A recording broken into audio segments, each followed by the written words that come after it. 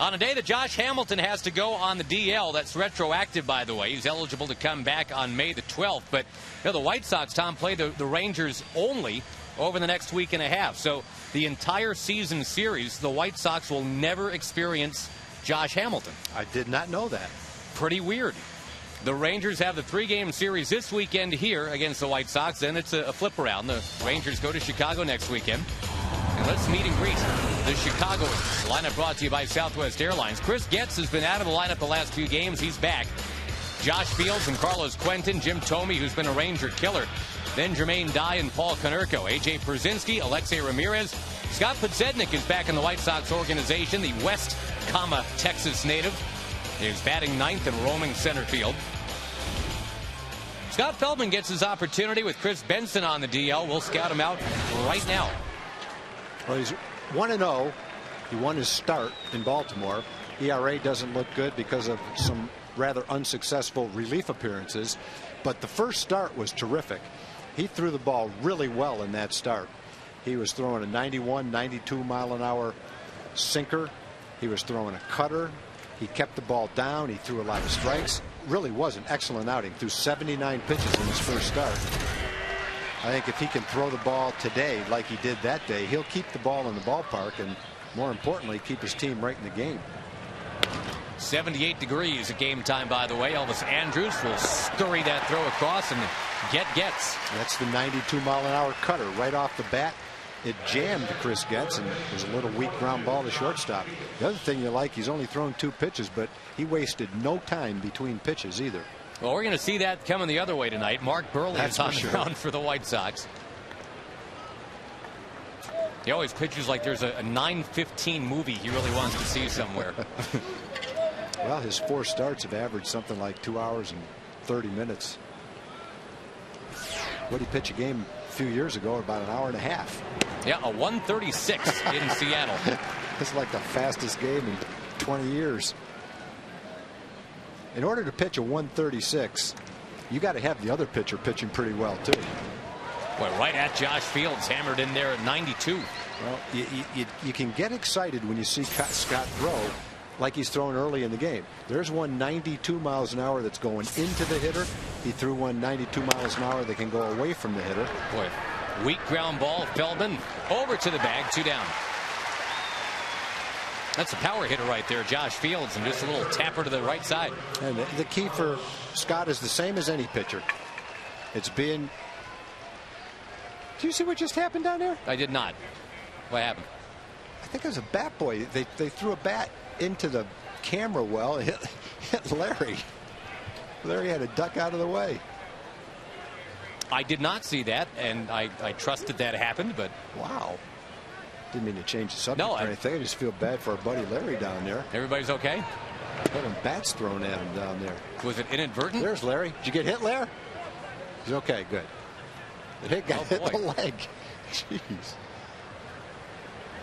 That's what I get for looking down at the Carlos Quentin stat page. I like the start. Quentin grounds out. Gotta love the start. Scott Feldman. Zoom, zoom, zoom.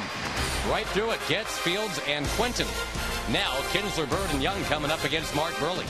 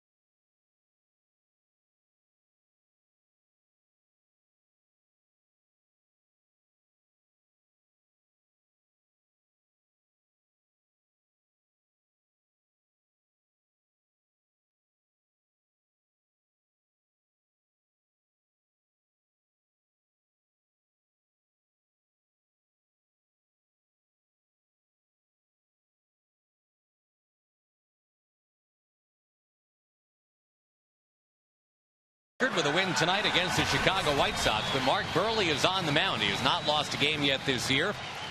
Has a chance to get out 4-0 for the second time in his career. The Southwest Airlines starting lineup: Kinsler, Bird, and Young. Again, Hamilton on the DL retroactively is out for the next week and a half. Jones, Blaylock, Cruz, Davis, Teagarden, and Andrews. No Jared Saltalamacchia tonight, still with that eye irritation. Ian Kinsler, highway robbery, had the game-winning home run taken away from him yesterday afternoon. We'll talk a lot more about that game, time permitting, but first let's talk a little Mark Burley while we have just a moment. He does not give you more than about a moment. Yeah, you have to talk about him while he's pitching because there is no time between pitches. All right, Kinsler trying to leave no doubt this time. Will drive it to left. Quentin is back. This ball's gone. Catch that one.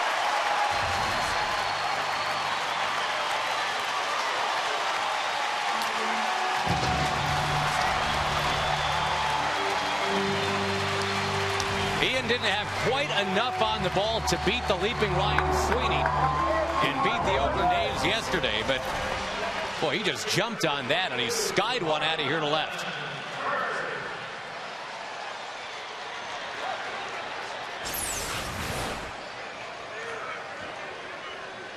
There goes the Mark Burley no-hitter, something he actually had against the Rangers 2 Aprils ago. Tag Ian has now hit as many home runs this year in Arlington as he did all of last year in Arlington. It's a 4-4 tie. Bird sends one to center. Oh, I don't know how many balls like that Ranger hitters have hit this year. Just under height. For a month of the season, there's just been a ton of them. Sky-high fly balls that they've just missed.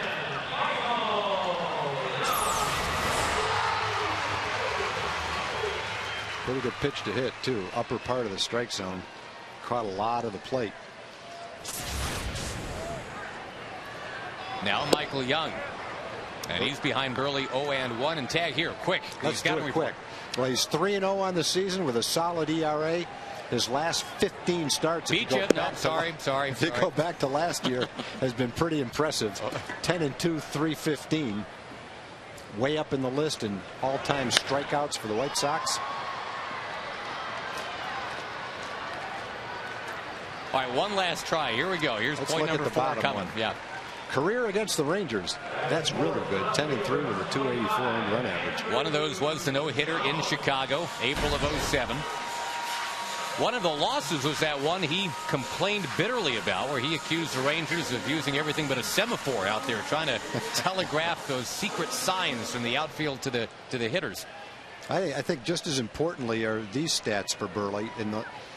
In the last 8 years, he's the only major league pitcher to have at least 200 innings in every year.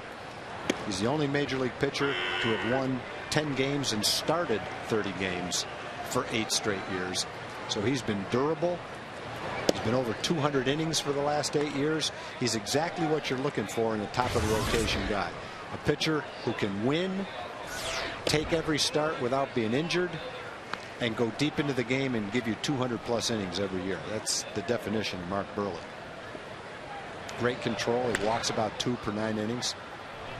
Not bad for a 38th round draft pick. Not bad at all. He's not a hard thrower. You can watch the radar gun speeds. They'll be anywhere from 82 to 88, right around there. He changes speeds on purpose to try to keep you off balance. He'll throw a cutter inside to the right-hand hitters. He's got a good changeup.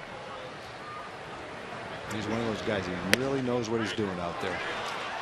He strikes out Jones, but he couldn't get Kinsler. Home run number 8 this year. He's hit 4 on the road and 4 here at home. It's the Rangers on top 1-0.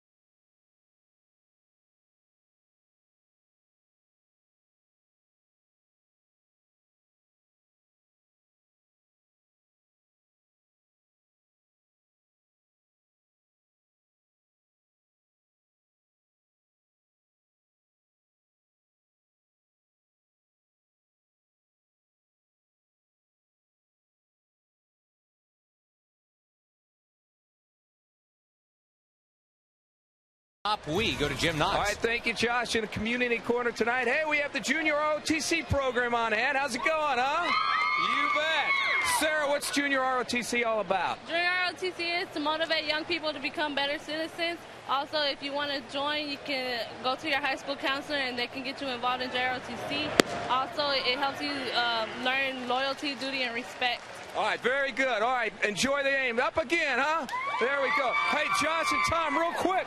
The Cookie Lady has a sign out here. Go Cookie Lady, because her family's out here, and here she is. Shirley, any cookies to the guys in the booth? They got some tonight, yes. What'd they get? They got some Cat's Meow cookies. The Cat's Meow. Very nice. All right, good to see you in the community corner box as well, Shirley. Josh? The Cookie Lady had the first pitch honors tonight at the ballpark. And we do appreciate the goodies. I've now seen more first pitches here from the Cookie Lady than Tom Grieve first pitches since you and I have been working together, and you're Mr. Ranger. Eventually she did throw this ball. Jim Thome fouls one back live, and the count 3-2 on him. Well, the Cookie Lady spends a lot of time baking cookies for us, for the players, for other people that work at the ballpark, and we appreciate it. Thank you, Shirley. Ouch. Thome, a busted bat into the shift. Andrews recovers and still got him, because that's Jim Thome moving not real fast. He missed it for the right guy. Whew. That was a routine ground ball that wasn't hit very hard. Elvis missed it, but fortunately he recovered in time, and that's the fourth straight weakly hit ground ball off Scott Feldman, who's keeping the ball down, keeping it on the corners, jamming the hitters. It's been quite impressive so far for 4 hitters. And to break the bat of Thome and get him to do that after what he's been doing to the Rangers the last couple of years. There was a stretch for Thome. I had to go back and double and triple check this, because it just seemed like that was impossible for one guy to dominate the way Thome dominated. But 17 for 24 with 7 homers, 7 doubles, and 13 walks. That is on base 30 times in a stretch of 37 trips to the plate. Wow. That's like impossible, but he did it. Guy lines to right. I mean, think about that. That's probably about 13 games, maybe 12 or 13 games, because, you know, a lot of, well, no, maybe about 10 to 12 games, I guess. But on base 75% of the time over that long of a stretch. That's killing you. Wow. That really is.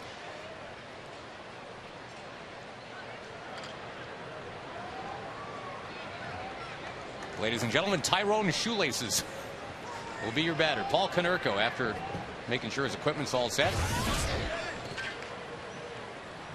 And he's off to a nice start. 18 runs batted in already. Had kind of a down year last year. He only hit 240. Did hit 22 home runs. For him, that's not a large number, and he only knocked in 62. Generally, Konerko would have 62 at the All-Star break. Good slider, good cutter. Boy, good velocity on that pitch. 91 miles an hour. This really looks like he's got an idea right now, you know. He's got an idea, and he's got to be feeling pretty good about the stuff that he's firing up there right now, too. Didn't miss by much. That's Ted Barrett calling balls and strikes. Former Bay Area police officer.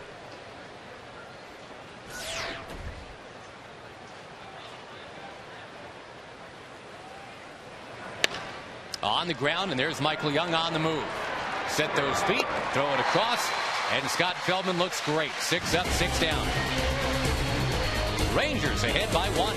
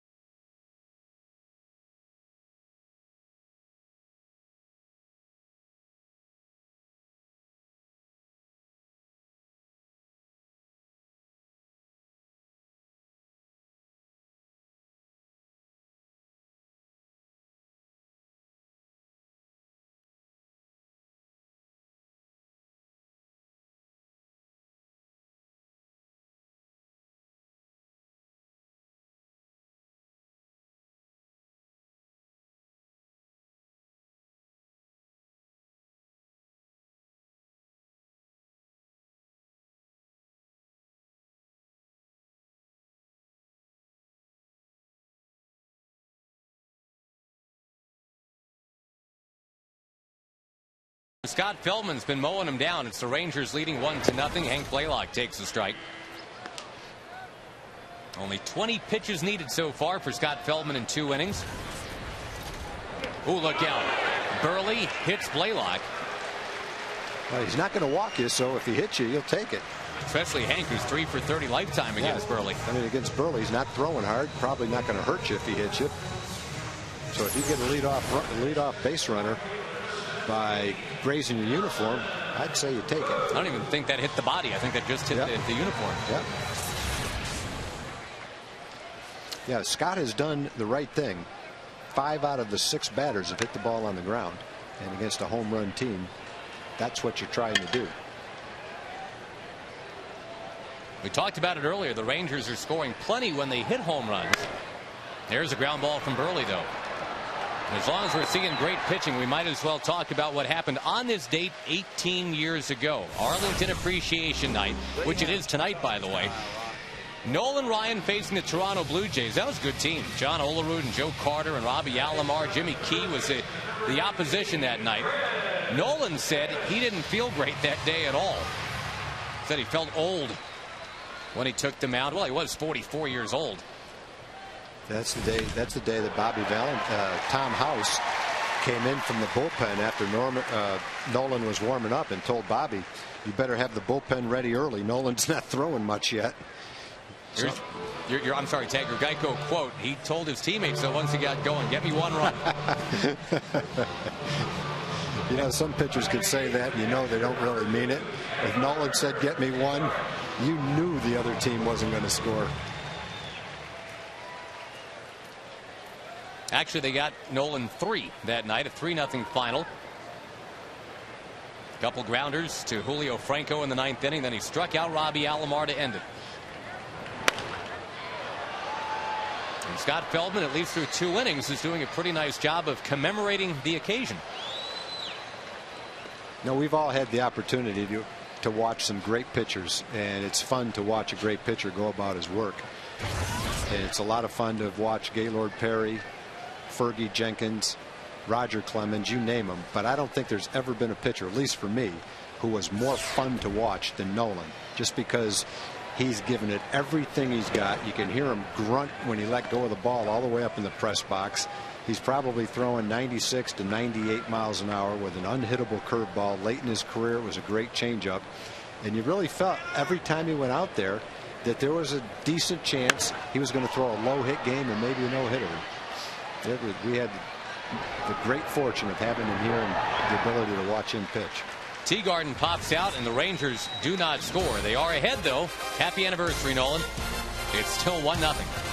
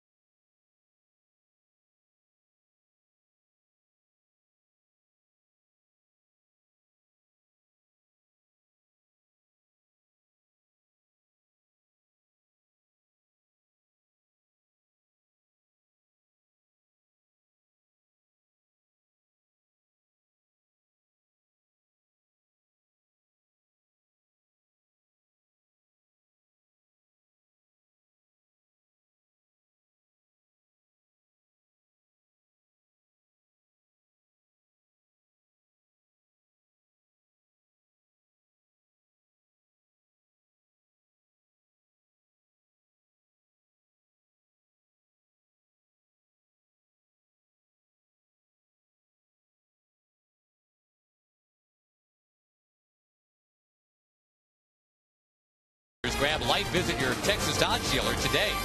by Geico, where 15 minutes can save you 15% on car insurance. And by AT Switch to the nation's fastest 3G network. AT your world delivered.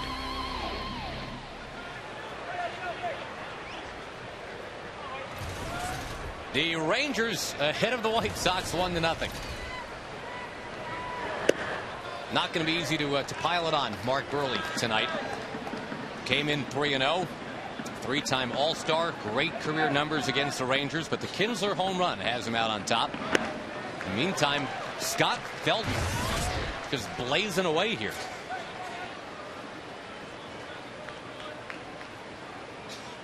This is a very tough guy to strike out, A.J. Przinsky. Hits it on the ground. And a lot of that. That's another cutter, 90 miles an hour, right in on the fist. Another broken bat. So far, so good. 7 up, 7 down. Only the second start of the year for Feldman. Got that opportunity when Chris Benson went on the DL. That's right where he wants to throw it. Inside corner to a little bit inside. And that little extra movement comes in on the fist and hits him off the bad part of the bat.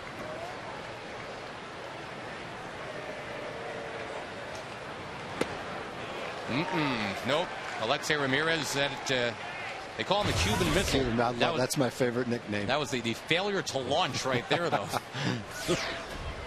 This kid had an outstanding year last year. He was playing second base last year. He's moved over to shortstop this year, but he had 290 with 21 home runs last year as a second baseman. He's definitely not going to get hurt if he gets hit by a pitch in his left arm. He got padding from his hand, from his fingers to his shoulder. The bunt. And just simply foul. We got an important birthday wish today, Josh. Okay. One of our all-time favorite little girls is Hattie Taylor. And she had a birthday on Wednesday. Unfortunately, we got rained out on Wednesday. Ooh, that's right. We couldn't wish her happy birthday. But Hattie, I know you're watching right now. Happy birthday, sweetheart. She is the daughter of the Assistant Vice President for Player and Community Relations, Tawny Taylor. Another slowly hit ground ball. Michael Young gobbles it up. Alexei Ramirez is out. What is Hattie, about 18, 19, 20? No. Not I quite think yet. she's more like 12 or 13. Ah, all right. But mature like 18, 19, or 20. Yep. Feldman goes after Scott Podsednik, who wasn't even on the White Sox team as of yesterday. He wasn't even in the organization as of 2 weeks ago. The Rockies released him out of spring training. And finally, the White Sox re-signed him, because remember, he was a White Sox 05 through 07. And a pretty good little player for them, too. 330 games he played for Chicago. Stole 111 bases, and though he didn't hit many home runs, he hit the huge one to end Game 2 of the World Series a few years ago. That was off Brad Lidge. Well, Scott's a valuable guy, and he should have a long big league career because he can run, he can play center field, and he's a guy that when he gets on base can make things happen. Feldman. Wow. 9 up, 9 down.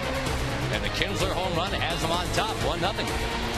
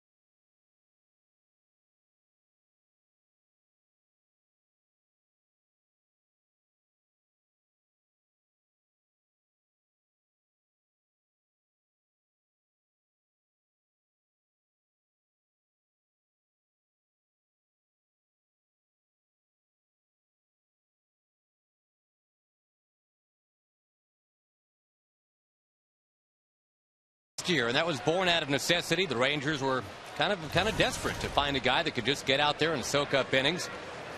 Feldman moved into the rotation and did fine with that. The way his cutter is cutting, the way he is breaking bats and breaking hearts tonight, seems like maybe Scott has not only recaptured some of that magic from last year, he's upped it. But he's got the combination going. If you're a hitter, he can make it come in or go away. Just a couple of inches, but at 90 miles an hour, you don't have a lot of time to make that adjustment, and you don't know which way he's going to throw it. And when he's got that little thing working for him, you can see what the results can be. Burley to Elvis Andrus, and a wave and a miss by the 20-year-old rookie.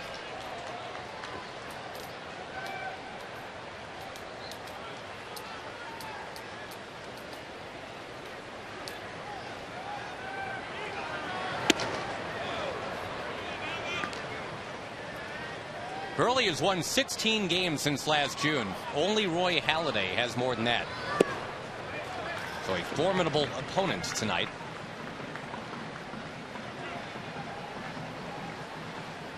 The other stat I like, since 2001, he's thrown 1,820 innings. That's the most innings pitched in the major leagues. We have a backup for you on that stat tag. It's our Ford leaderboard. Look at that.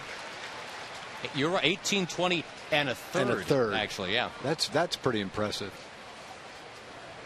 And one of the reasons he can throw all those innings. There's a base hit for Elvis Andrus. It takes off and rolls towards the Snapple sign. That's a triple. Yes, it is. Elvis hit first, although he didn't need to. It's a triple. Yes, sir.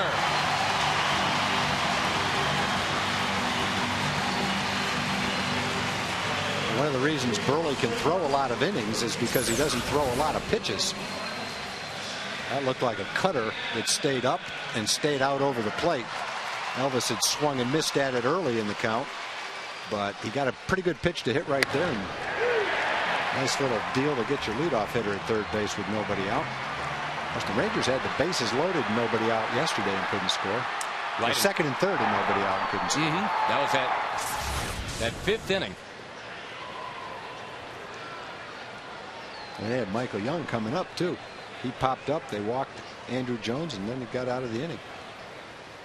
Now, the fifth inning really hurt. Of course, it was the eighth inning that just scorched Ian Kinsler and the memory he had of the game yesterday. Got to give some credit to Ryan Sweeney. Made the catch of the year to rob Ian. Yep. Ball just kept going and going. You figured it was going to get over the wall. You know, if you're Ian, you lose a hit. You lose a home run, 3 runs batted in, and a win. Trying it again, coming up a little short. Andrews tags. Yeah, that was a fine catch right there, I suppose, but you know, it was dwarfed by what Ryan Sweeney did to Kinsler yesterday. If you missed it, that's a Gary Matthews Jr. flashback, kind of junior varsity version. It was high enough so that Sweeney was able to get back, time it, and go straight up without smashing into the wall. Not to take anything away from the catch. He had to get back there, he had to time it, he had to catch it. But you can't do that quite as easily if it wasn't so high. That one's high. Marlowe's done that twice today. Yeah, he's under it and sends it towards Podsednik in center. Well, you know, and it's crazy, but those couple of seconds yesterday forever changed how everybody looks back at the Rangers month of April of 2009. That's right. You know, winning month, losing month. It is now a losing month of April, and you go down in Ranger annals. No, the Rangers couldn't get out to the winning start. Well, I mean. Technically, that's true. They're 10-11, but they were looking right at 11-10 until Ryan Sweeney played Spider-Man. Yeah, think of the role outfield catches played in that. The one that Nick Markakis made here against Michael Young might have changed that. Sure. Too.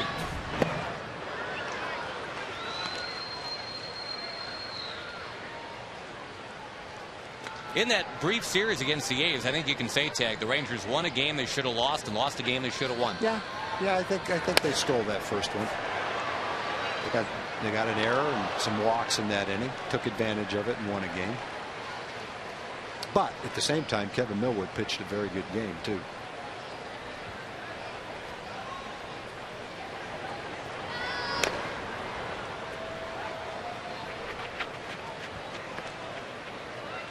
A lot of close games for the Rangers. Yesterday, the 9th time in the last 11 games. It's all been decided by either 1 run or 2.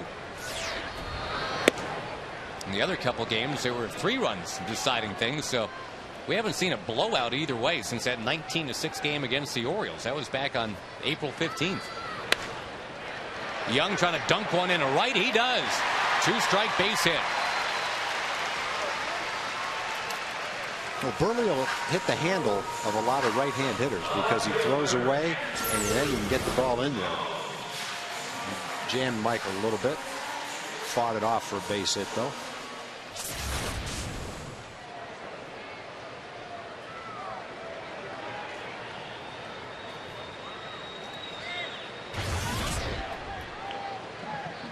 Five-game hit streak for Michael Young, and here is Andrew Jones.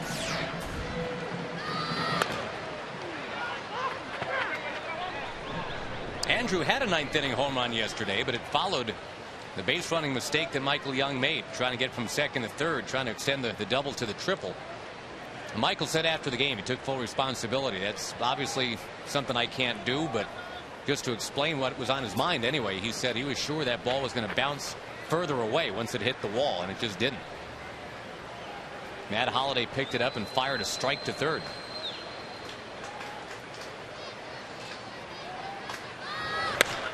Andrew Jones punching one to right center field. That ball takes off, and it's going to find the alley.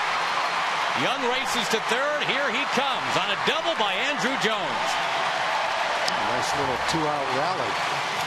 You have to be strong to reach out and shoot that line drive 360 feet over the right fielder's head. That pitch was away from Andrew.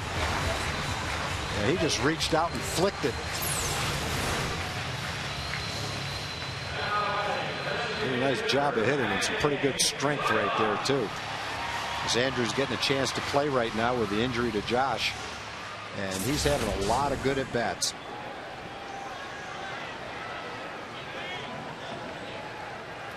Last year at this time for the Dodgers, he was hitting around 115. And now as a Ranger, he's hitting 350. And the Dodgers would love to have had this version of Andrew Jones. Definitely wouldn't have been booing him in Los Angeles. They'd have been cheering him. Well, Andrew came in on a mission and very eager to work with Rudy Jaramillo. I think Rudy really got excited about having another reclamation project. Blaylock in the air to left center. But Sednick on the move, and so is Quentin. Quentin's got it, but the Rangers scored twice in that 3rd inning. And Scott Feldman heads back out there with a 3-0 lead.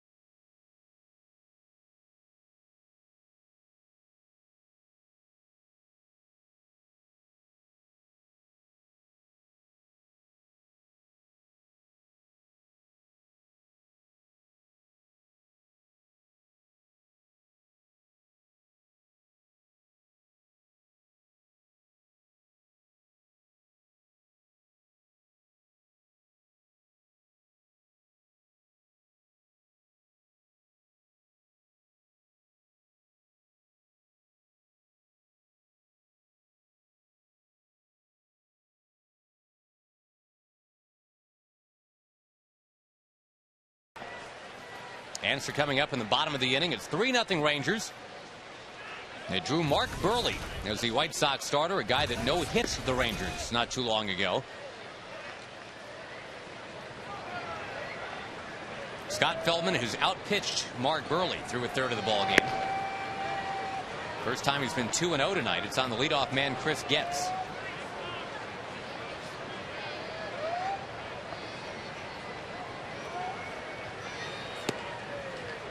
Now, Getz has been a hot hitter, 13 out of 28 coming in.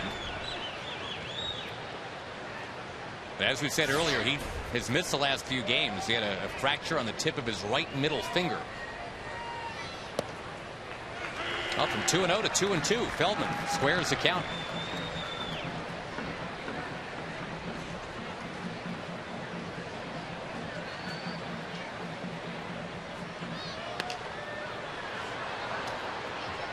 They've got Getz, they've got Brett Lillibridge, they've got Lance Nix's brother Jason. All those guys can play second base. Of course, Alexi Ramirez played there last year. Now he's their shortstop.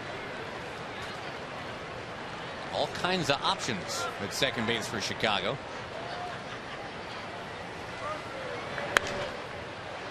In the air, left field. It is 10 up, 10 down for Scott Feldman. We go to Jim Knox. Thank you, Josh. Up here with Rick Weintraub. He is the chairman of the Season Ticket Advisory Board. And I tell you what, the Texas Rangers really take care of you guys, don't they, Rick? Well, you know, the season ticket holders, Jim, are the backbone of the Ranger fan base. And so the Season Ticket Holder Advisory Board is their way to get input from the season ticket holders about the ballpark and about special perks for the season ticket holders, who, after all, are, you know, spending a lot of money buying season tickets. All right, Elvis making a nice play right there. Real quick, what's in store for season ticket holders this year? Well, we just put up the Season Ticket Holder Wall of Fame downstairs on the third base concourse, which lists all of our season ticket holders since 1972 when the team came here. We're going to have a catch in the outfield strictly for season ticket holders and their kids. We're going to have a picnic in June strictly for season ticket holders. And most season ticket holders know we have a separate entrance at every gate strictly for season ticket holders. So a lot of good things are going on. That sounds good. We'll let you get back to enjoying the game. Great seats right here. Appreciate it, Rick. Thanks, Josh. We appreciate the season seat holders. Thank you, Jim. And we appreciate them, and we know the Rangers appreciate them. Sinking fast. Oh, it's short hopped. Marlon Byrd almost got it, a la Rusty Greer in '94. Wow. Scott Feldman was perfect through 11 batters. And Marlon Byrd almost made it 12 in a row. Well, Scott made a real good pitch, and Quentin just didn't hit it hard enough to get that far. See if Marlon gets a glove on it. Nope, it bounced in front of him and short hopped him. And one more good pitch. I don't know that they've hit a ball hard yet. I don't blame Quentin for getting right up there and firing away. You know, I mean, he was just jumping on the first one he saw. The shift is on for Thome. Only Michael Young positioned in between second and third for the Rangers.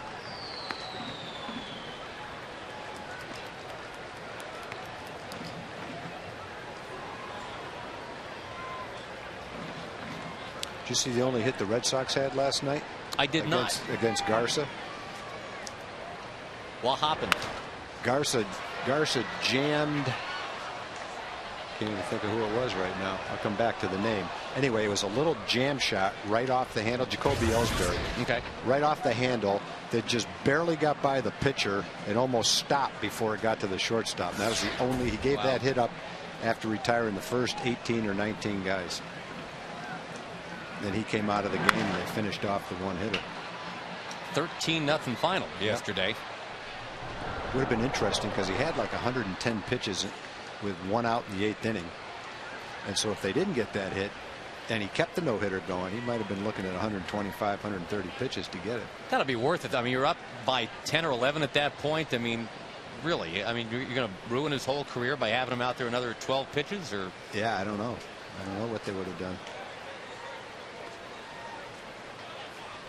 That is a tough one, though, because, I mean, you know, you only get so many chances unless you're Nolan Ryan to work on. If I'm the pitcher, you're going to have to fight to get me out of the game. If I've got a no-hitter going, I don't care if it's 150 pitches. Try the ball from your cold, dead hand right there. That's right. If they tried to take it away from Nolan like that late in the game, his stare I think would have frozen the manager so he couldn't even get out of the dugout, let alone not being able to take him out of the game. Gaylord Perry, the same thing. That Clint Eastwood look. Yep. Don't even think about stepping across that white line. The kids on the lawn in Gran Torino. Uh-oh. That's a balk. That is definitely a balk. Although Feldman did try to stick the landing. Tried to throw it. We're just kind of rolling the ball home, but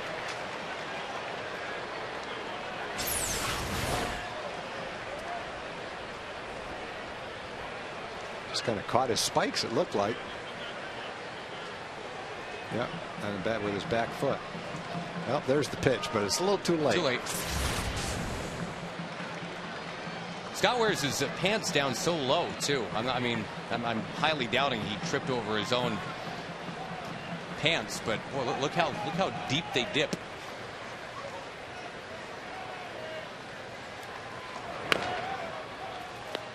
And nobody's quarreling with how Scott Feldman's been delivering the ball tonight. But it is a nice little contrast with Feldman and Tomei at the plate. Yeah, Tomei wears them. How you want to wear your pants. Tomei pulls his stirrups up like lederhosen. And here's Feldman.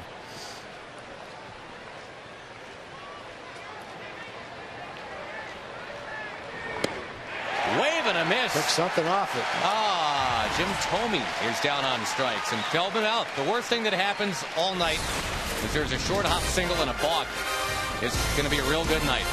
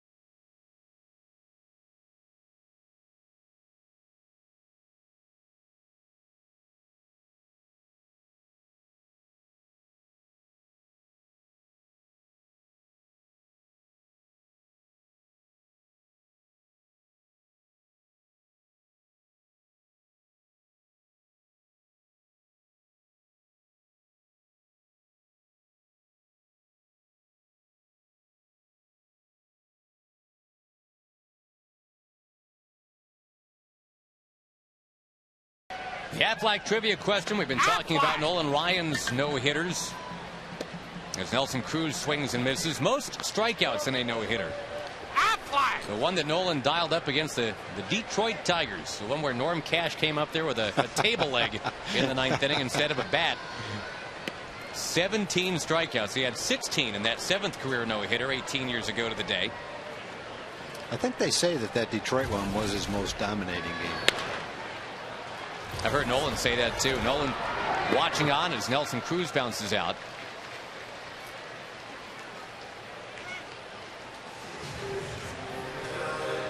Mark Burley, the guy on the mound for the White Sox, more recently had a no-hitter, but we're talking about a no-hitter, not a 7th no-hitter.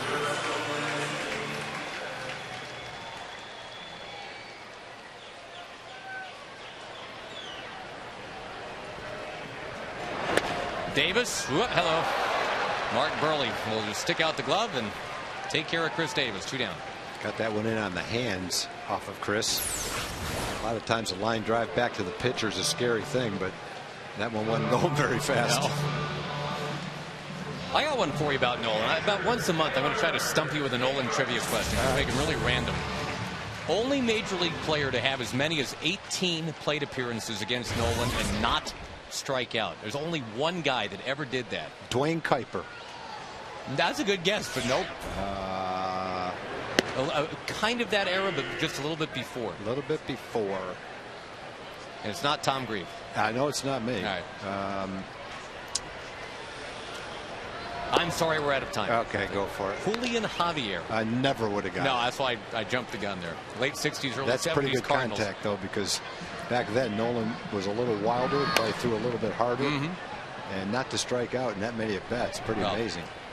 There were 1,415 different hitters that came up against Nolan Ryan, and I'm assuming a lot of them had as many as 18 opportunities. One guy was able to get through without being a victim. Wow. If he got up 18 times. Teagarden, and this time he put it to the non-glove side of Burley, and Mark Burley was not going to try to barehand it. It just kind of went whistling by. So yeah, he pulled the Kevin Brown where he reached out with his bare hand, or a Kevin Millwood for that matter. Yeah. See how close he came to it. You just do that kind of on instinct, don't you? Yeah. I don't know. That might have hit his hand. Let's see. I think that skimmed off his hand. Maybe just glanced off it. Yeah, you just do it out of instinct, and he realized it. Tried to pull his hand back, and maybe he did. Looked like it might have just grazed off it, though. Certainly didn't bother him if it did.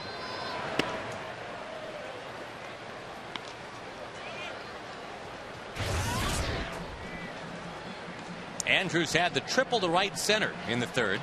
Came around to score.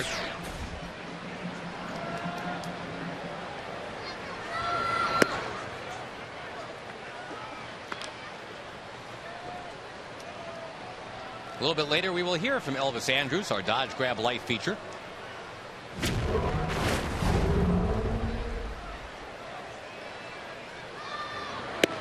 I know who would play Elvis in the movies.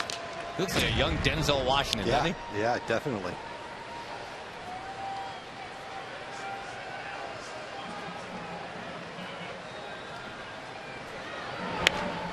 Line foul towards the owner's box. Boy, and the owner's box is probably appreciating that extended screen that now extends all the way to the camera well.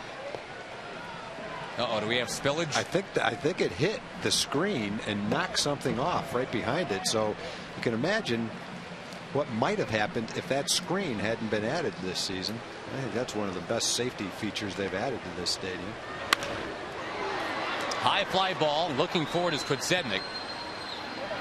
And he's got it. So Mark Burley gets out of it. Scott Feldman with a 3-0 lead through 4 is back to work in 2 minutes.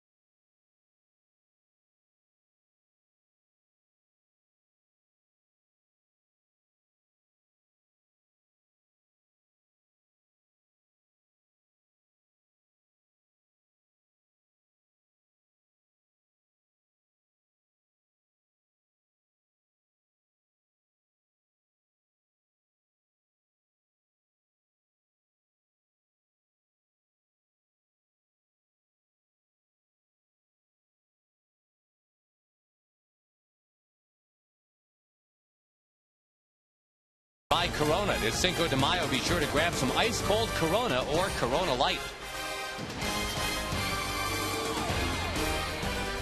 Rangers trying to even their record at 11 up, 11 down. They'll need a win tonight to do that. A very humid day all day in the Metroplex, and now kind of a humid night as well. But even though we've had dark clouds, not a drop of rain.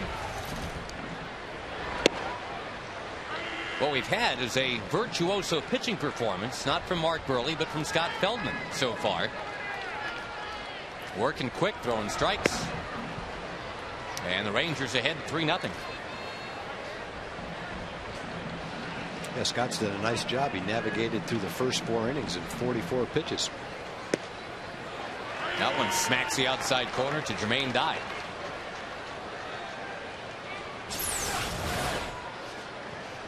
But if you looked at Scott's line and didn't know much about him, and you saw 1-0 with a 7.71 ERA, 15 hits in 11 innings, it really wouldn't prepare you for what you're getting tonight, or what the Orioles got for 5 innings in Baltimore either.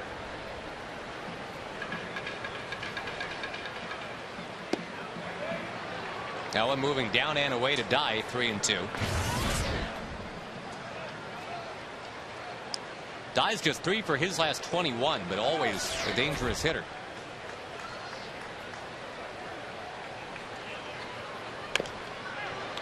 Tossed him a 3-2 curveball. Got Tomei to end the 4th inning with a changeup, a real good changeup too. He hasn't thrown many changeups. That's probably why Tomei was fooled by it so much. He hasn't thrown many curveballs either. He decided to drop one in on Dye, 3-2. He's able to foul it off. Dye fouls that one as well. It's the deepest at bat that anybody's had against Feldman yet. Yeah.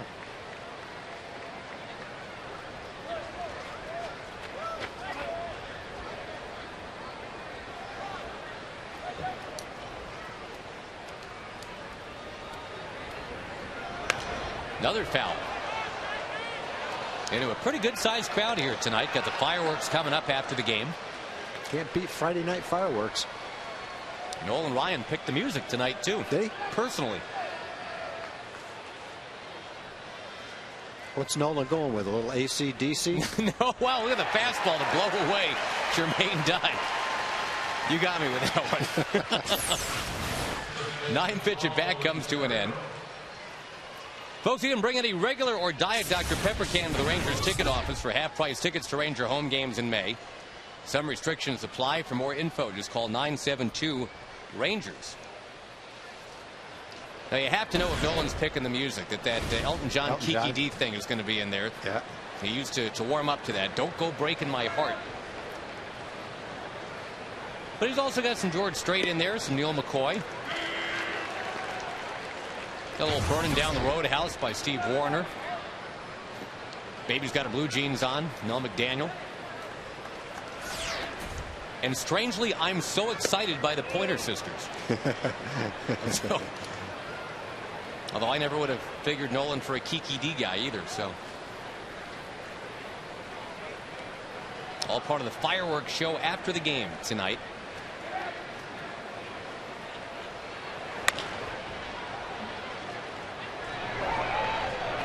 I note they haven't asked you nor I to pick the music for fireworks yet. Yeah.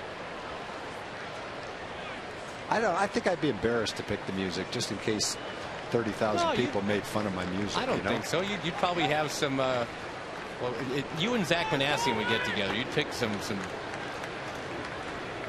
sort of Beach Boys-ish. Yeah, I like the songs from back then, the groups from back then. I like the Beach Boys. Andrew's a bobble, but he recovers. Yep, takes care of Konerko. I like the Beatles. Have to be some Frankie Valli in there. Yeah, I love Frankie Valli. Jersey Boys. Have you seen Jersey Boys? Still haven't, but I got the soundtrack. That's one of the best, boy. Didn't see you at Cake last night at the Palladium. You missed that. I don't know much about Cake. Yeah. Could you bring me up to date on Cake? How do I describe Cake? Kind of completely opposite of Frankie Valli. Oh. All right. No, not really, though. Good harmonies. And no, I like the Everly Brothers. I like Simon and Garfunkel. I don't think that would be real good firework music, though, you know? You've lost that love and feeling?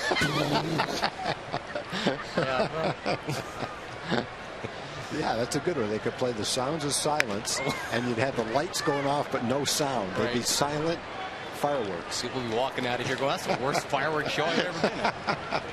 Yeah, nice going, Tag. Well, leave it to the professionals. Nolan's got it working. 2 strikes to count to A.J. Pierzynski.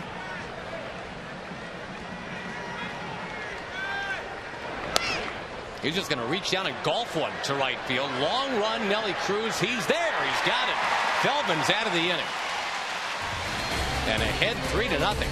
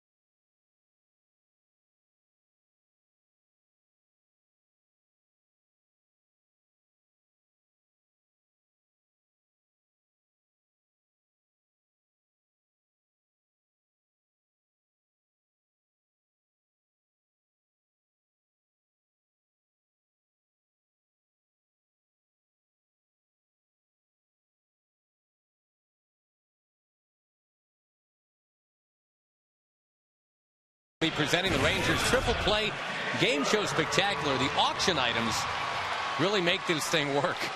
817-436-5933 to get your tickets. One auction item, just for example, Tag, the chance to go to a Rangers Red Sox game at Fenway. You get to have lunch with Dennis Eckersley.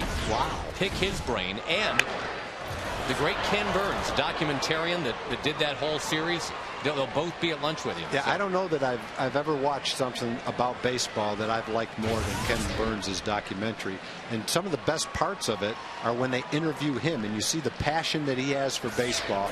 His eyes almost well up when he talks about Jackie Robinson and some of the fantastic people that he met putting that documentary together. And if you can combine him with the Eck, one of the greatest closers of all time, in Boston, having seen a game at Fenway Park. That's a good item. That's a great item.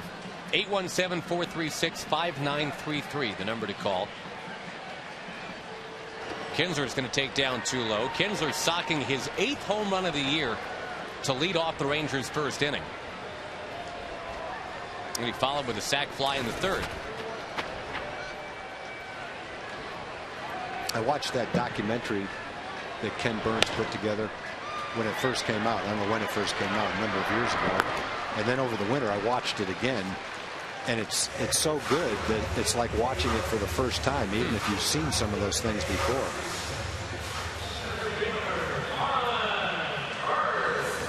I also watched the one he did on the Civil War. That was pretty good too. And yet you still have time to burn through season 1 through 3 of Entourage. Yeah, so. Still saw Entourage. Oh, look at her.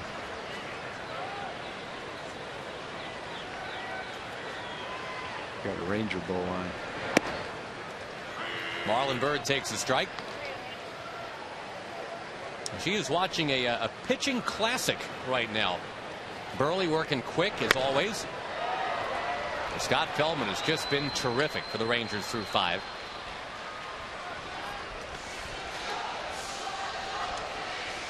The last time out, the only other start that Feldman has made this year, 5 innings in the books. It took him 79 pitches to get there. He allowed 4 hits, 1 run. And we all agreed that was a real nice job. This is absolutely upping the ante.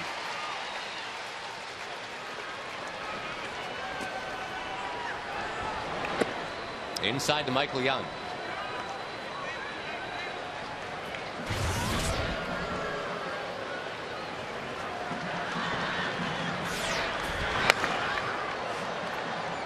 Lined into the crowd, in and out of one of the luxury suites. There's a fan wearing a Michael Young jersey that almost caught that.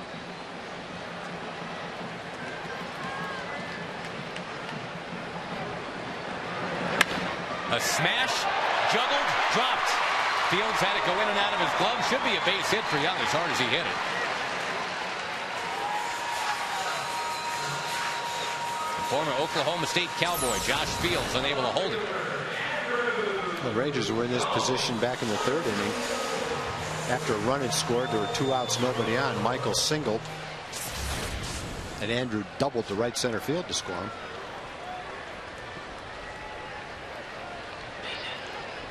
That is scored a base hit for Michael, so he's 2 for his last 2. Andrew Jones nails it, but foul. Boy. Really, whoa, nice play out there. I don't know if he caught that or it stuck between him and the seat. Whatever he did. That was a rope. I'm glad he protected the little boy. I think he got it in the wrist. He got it in the wrist. Let's see if he caught that. Wow. How'd he do that? His doctor will tell him all about it tomorrow. Oh, boy. He got it good, too. That was a rope. It hit off his right wrist, caromed off his left elbow, and bounced off his chest and caught it. You know, the best part of that was the look of just incredible awe on the little guy's face. Did that really just happen? He need some ice on that. Yeah. He's laughing at him. I don't care. I got the ball. Oh, well, that was a great play. No glove. Catch that rope. That thing was going about 100 miles an hour.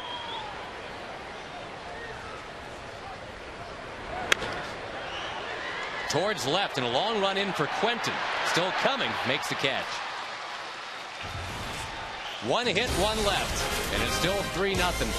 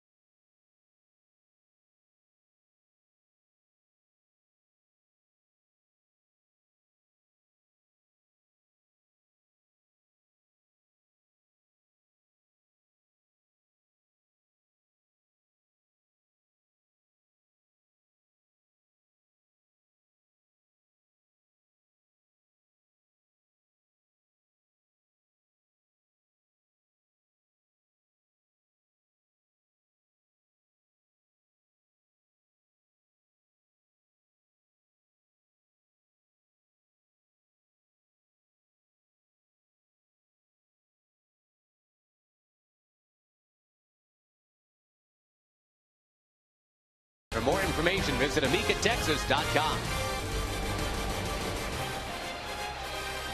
Scott Feldman has taken over this game. The Rangers lead 3-0 into the 6th. 8-9-1 in the order for Chicago now. Alexi Ramirez, ball 1 to him. Well, I don't know what's going to happen for the rest of the game, but through 5 innings, the White Sox have not come close to hitting the ball hard yet. Nope. And that continues. That's what we've seen all day long. End of the bat or off the handle. And the one-hitter continues. We go to Jim Knox. All right, Josh. Hey, I'm with the Tier 2, 18 and under hockey champions right here from the Dallas-Fort Worth area. How about that, huh? We're not talking about Little City Championship. We're talking about the Stanley Cup of the youth division. Coach Stan, how'd you guys do it? Oh, we've done. I think we've done a pretty good job out there. And the biggest point I would say, we played as a team, and it's just amazing feeling to know that hard work paid back, and we've got the title. Now, you defeated a New York team in Pittsburgh, Pennsylvania, so you played teams all around the nation to win the championship. Absolutely right. Just to get there to the nationals, we got to advance through the state and the district tournaments, and then we've got that national tournament, and we made all the way to the finals, and we won the finals. All right, any future Dallas Stars anywhere, huh? Oh, everybody raises their hand. All right. Hey, congratulations. What a job well done. Appreciate it, Coach Stan. Thank you. Thank you so much. Former Ranger president Jim Lights' son Chandler, a part of that team. And yeah, the national under-18 Tier 2 hockey championships. Wow, congratulations. Right guys. around the time the Rangers were opening the season, they were getting that done. That ball lifted right down the line and dropping foul off the bat of Scott Podsednik. I wasn't watching that, and I just heard the coach talking. Yeah. I think he might be one of those wild and crazy guys. Dan Aykroyd. And Steve Martin? Yeah. The Festrunk brothers, I believe. Is that what they were? Yeah, I think so. Podsednik. Oh, what I was going to say sinker. What a cutter, 92 miles an hour. Well, and again, the only reason this is not a perfect game right now, Carlos Quentin jumped on the first pitch he saw in the fourth and hit one in the air to center field. It was sinking quick. Marlon Byrd did everything he could, but he short hopped it diving for it. That's the only base runner the White Sox have. And this is pretty much the way Scott threw in Baltimore for 79 pitches in 5 innings. I think he's even sharper tonight. But both teams, the White Sox and the Orioles, are pretty good hitting teams. They've got some power. There's another jam shot. But it's going to feather down into right field. A base hit for Getz. Not much you can do on that. And that's why I think that the 7 no-hitters for Nolan is such a phenomenal record. Because, I mean, even when Nolan had the great stuff, and there were so many games where he would strike out 17, 18, whatever. Something like that is bound to happen at some point. All it takes is a blooper or a little infield hit. You're right. Which is why a lot of great pitchers have not thrown any no-hitters, or maybe only one, for that very reason. It just shows how dominating Nolan was. And, you know, if he never gotten hurt, the guy that might have the second most no-hitters would be Steve Busby. He had 2 in 2 years. Yeah. Yeah.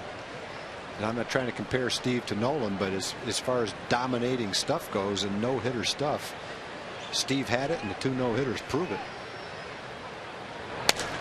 That one getting past Feldman into center field. And even though it sounded like it broke the bat of Josh Fields.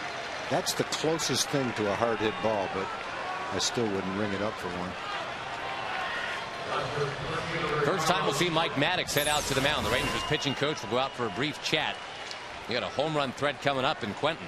He hit that ball right off the end of the bat. It was a cutter and just a well-located hit. Yeah, the dangerous thing here is the Rangers have 7 hits and 3 runs, and Scott has been terrific. But you've got the home run leader tied for second in the American League with 8 home runs at bat right now, and one swing of the bat can turn the game right around. So I think that's what Mike's doing, making sure he has a little discussion with Scott. And if Scott can keep the ball down, sink it in, cut it away, he should be able to keep the ball in the ballpark, no problem.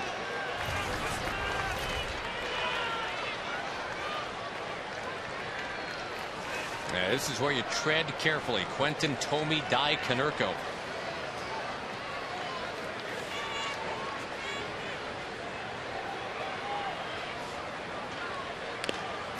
Swinging right away again is Quentin. Only Carlos Pena has more home runs right now.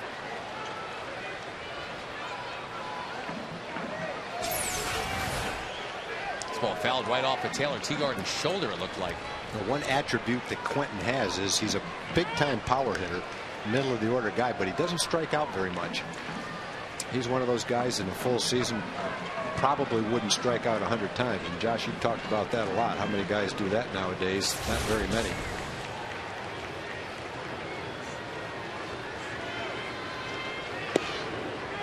Nolan cuts down and outside, and the count 1-1 to Quentin. Thing you got to watch out for too with Quentin. He gets hit by an unbelievable number of pitches. He leads the league in that department already. He's got 6. Got hit by 20 last year.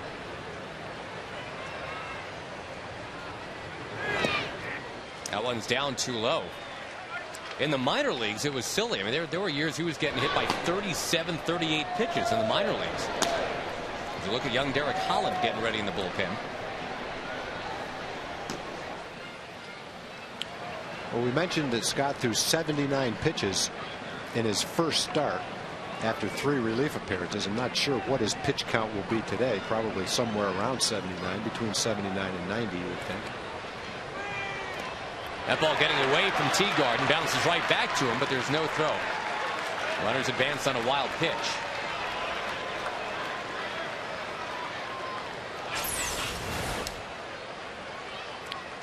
You know, you'd have to think right now what Scott's doing is he's just really bearing down and concentrating, maybe overthrowing the ball a little bit because he knows he's got a home run hitter at the plate. And so this is obviously the first jam that he's been in. Trying to bear down and get out of it.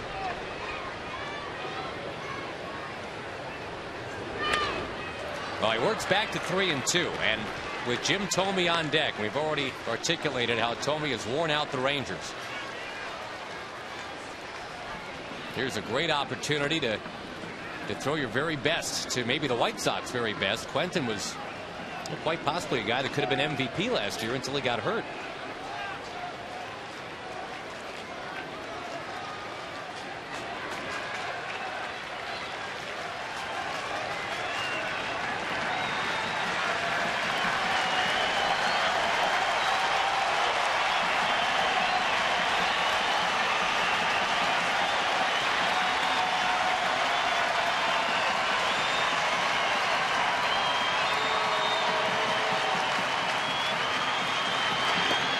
He walked him, and up comes Thome.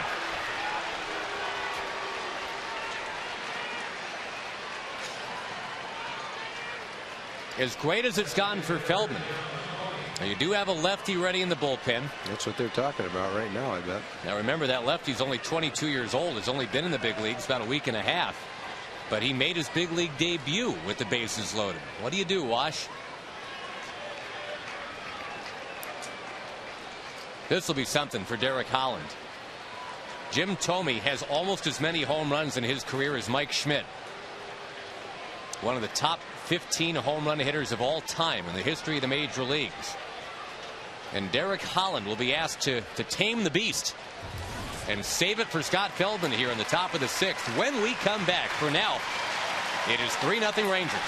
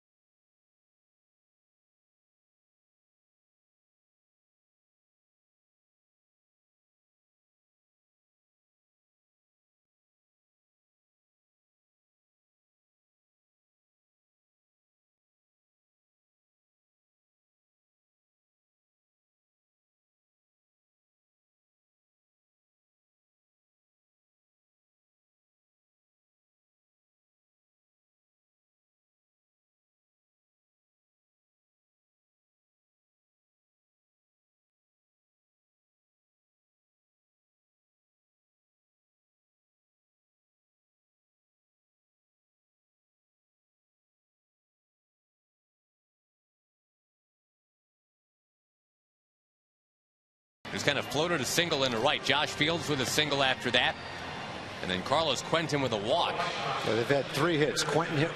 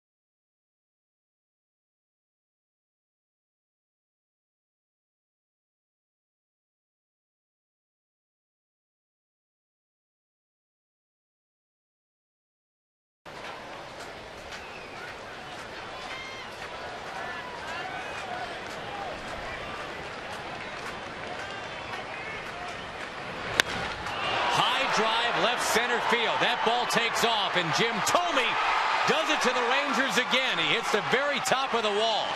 3 runs coming in, all of them charged to Feldman. Very close to Thome's 9th career grand slam, and Ozzie Guillen is out there to ask, hey, can we look at that again? Did that not get over the wall? But either way, Jim Thome puts a charge into it, and the veteran beats the kid.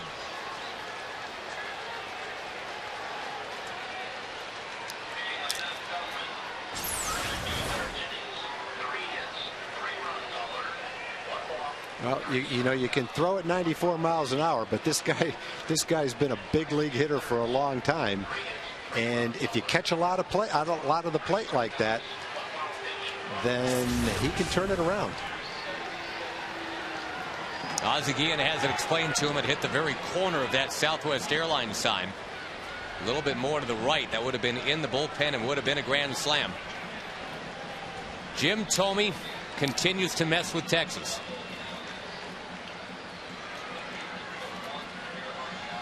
Now Jermaine Dye. Boy, now you got young Mr. Holland out there to face 2 bruising right-handers, Dye and Konerko. Boy, very close, but definitely in the yard.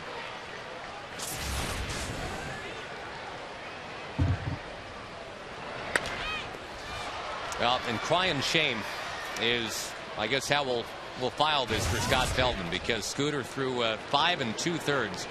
Was working on a 1-hit shutout, and as you said, Tag, just a couple of jam shots to get a couple guys on, then the walk. Yeah, if you look, pick up the newspaper and look at this: 5 2/3, 3 hits, 3 runs. Nothing stands out. But if you watched every pitch he threw, it really stands out, because they didn't hit a ball off the good part of the bat the whole game against him. Well, it's another reason to hate that quality start stat, because I mean, you talk about a guy with quality stuff tonight. And a quality performance, absolutely, Scott Feldman, but 5 2/3 innings, not the full 6, to get that so-called quality start.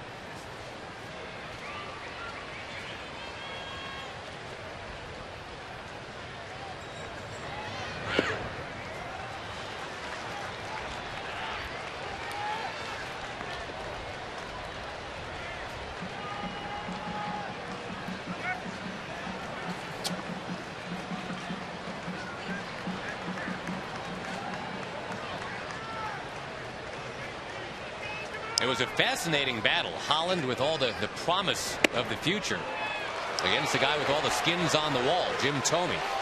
Now Dye walks.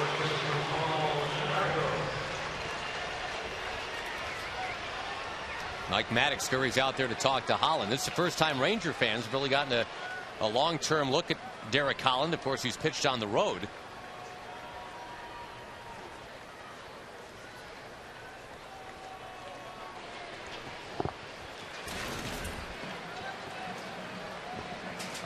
Home plate umpire Ted Barrett strolls out there to break up the mound meeting.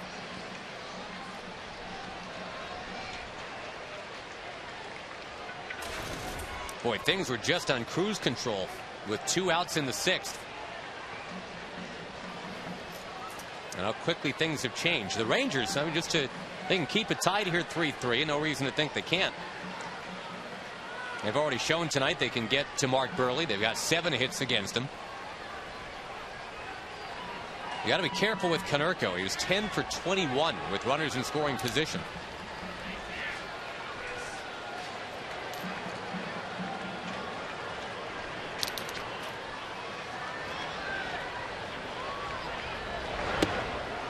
That one's got the corner. Strike one.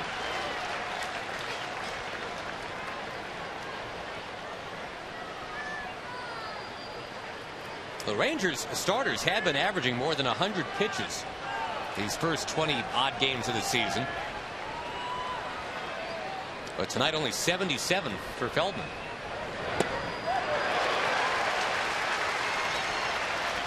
Change pace and it's 0-2. That was a good changeup. Fastball at 93 and a changeup at 83.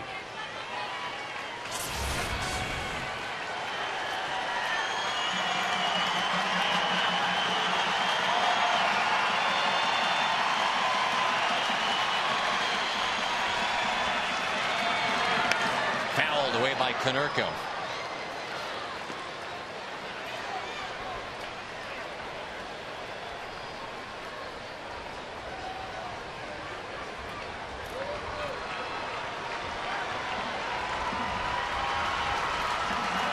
We were told Holland was a strike thrower, and check your steel pitch tracker. That is absolutely true. But you have to have good stuff to pitch in that part of the strike zone, though. That's what you call the danger zone. Gets Konerko to pop it up. Davis on the move. That ball drifting, and Davis drifting too. He's got it. But the damage is done. Jim Thome does it to the Rangers again. And Scott Feldman will get a no decision tonight.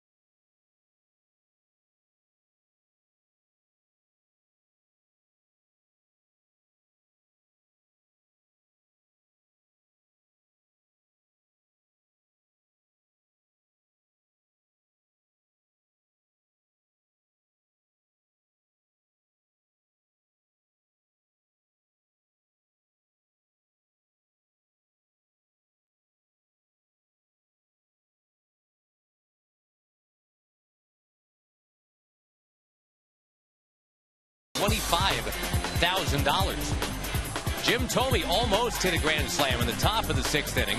The ball stayed in the yard. But the White Sox did their damage. Tied the game 3-3. Chase Scott Feldman. Now the Rangers try to get it back. Blaylock, Cruz, and Davis against the ace lefty Mark Burley. He is the lone holdover from their starting rotation of their World Series team, tagged back in 2005. And yes, he allowed more hits than any other pitcher in the league last year, but as you've talked about, he was also out there for a boatload of innings.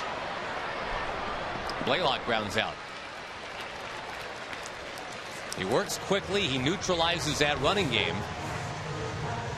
Last year, 12 men attempted a steal. 7 were caught. 2 were picked off. There were only 3 survivors. Well, you know, that's the key. There's every part about being a good pitcher he does. He throws strikes. He holds runners. When you don't walk anybody, he only walks in his career 2 per 9 innings. You can give up some hits. Fields his position, holds runners, pitches deep into games, gives you innings. One thing last year, he was 11-3 at home, only 4-9 on the road. So he likes pitching in his own ballpark. Well, and again, he's on record saying he doesn't like pitching in this ballpark, accusing the Rangers a few years ago of doing some weird things. Look at that thing that Alexi Ramirez just did to Nelly Cruz. That is some kind of play. Well, he made the best play I saw by an infielder last year on that slowly hit ball that he flipped to first base sideways with his glove. So you know he's an athlete. And they had no qualms at all about moving him from. Example why. He's got a strong arm, cat-like quickness, range. That's a pretty nice play right there.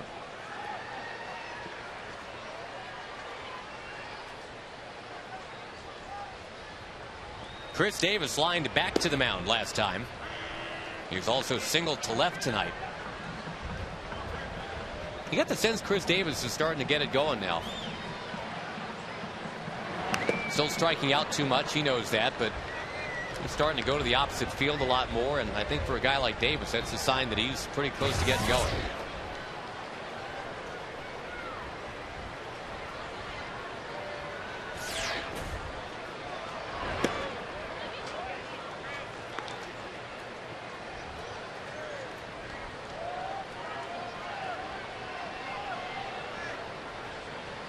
The 2-2. He is out of there. It's a 1-2-3 inning for Mark Burley. The White Sox and the Rangers tied 3-3.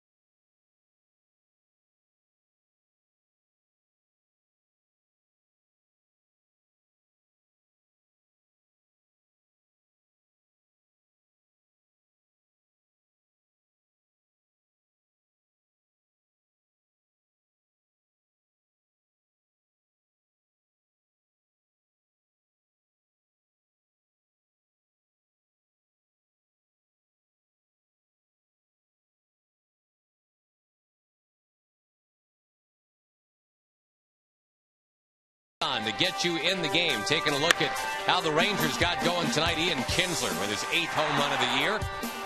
Elvis Andrus with a triple to the gap in right center. Andrew Jones a double as the Rangers raced out to a 3-0 lead. Scott Feldman was awesome. See him blowing one by right there. But Jim Thome against Eric Holland. Bases loaded to tie the game. That summary brought to you by Nissan. Get in the game. Get in a Titan. Oh, now an extended play version. A good long look at young Derek Holland, 22 years old.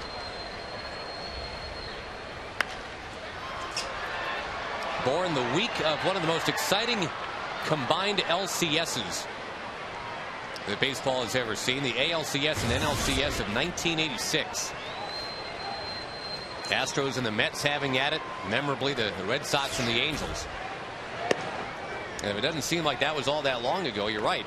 But Derek Holland was just being born.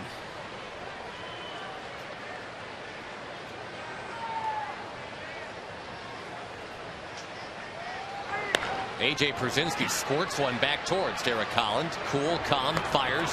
Got him. Holland, the Rangers minor league pitcher of the year in 08. Going 13-1. ERA of 2.27.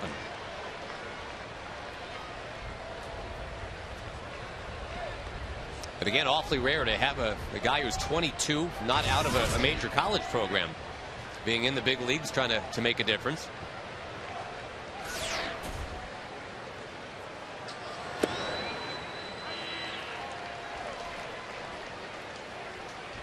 Wallace State Junior College in Huntsville, Alabama. I guess is not considered a major college program. I'm going out on a limb. By you? No. With all due respect, I'm sure the Fighting Lions have a great program, but the Rangers did a great job to find Derek Holland, to sign Derek Holland. Now it's a matter of bringing him along. He bends back Ramirez.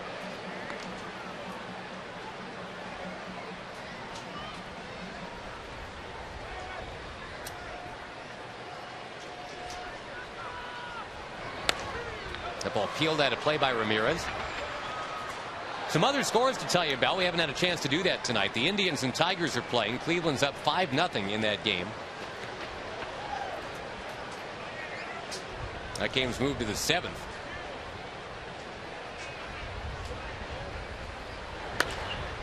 Jammed him.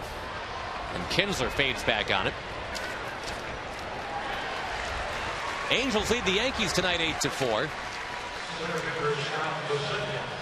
I think that was possibly much ado about nothing with all the talk about Yankee Stadium being unfair as a home run park, because here's an 8-4 game. There's one home run in that one, and things seem to be kind of quieting down now. I just think in a short sample, it's really tough to make any conclusions. I mean, there's no doubt that home runs were flying out of that ballpark like no other.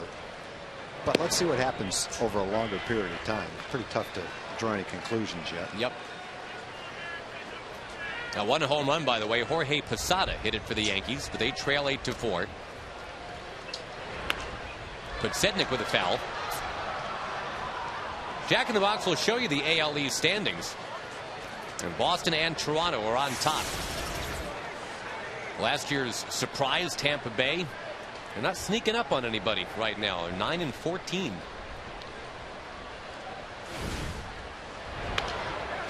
Another one out of play by Podsednik.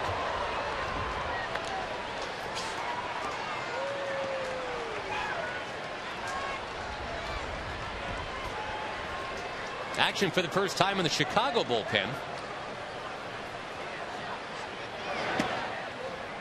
That's the former TCU guy. That's Lance Broadway. Go Frogs. 15-1 his senior year on campus. 1.6 ERA for TCU. That one is past Holland. Kinsler's got a hustle. Bare hand, but he can't get rid of it. No way. That's the wrong guy to try to get on that ball. The minute that ball was hit, that was a base hit for Podsednik. He can really get down the line. Had a 59 stolen base season a few years back.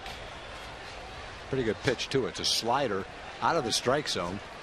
He reaches for it, just taps it right off the end of the bat.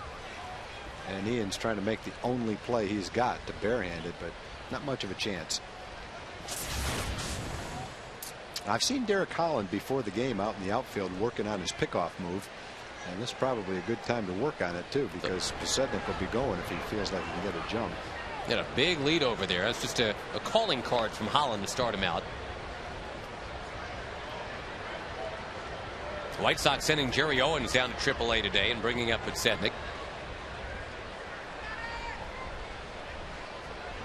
Did you get him? No, balk. They call it a balk. He got him, but it's a balk. That's the move he was working out in right field with. I've seen him do it a couple of times. And what he did was, it looked like he stepped more toward home plate than first base. And you take that 90-degree angle between home plate and first base, cut it in half at 45 degrees, and your foot has to step on the left side of that angle. Either that, or he may have brought his foot past his right foot past his left leg. That's another way that you can balk. Greg Gibson was right there to call it immediately, and Mike Maddox is out there to settle down the youngster. They're smiling, so let's see. Watch his right foot. I don't know if his right foot came past his left leg there, but if you take that angle, the foot has to go on this side here as he throws to first base. On this side, it's a balk. So it's either he stepped toward home plate or his right foot went past his left leg. I couldn't tell which it was. But there wasn't much doubt from first base umpire Greg Gibson.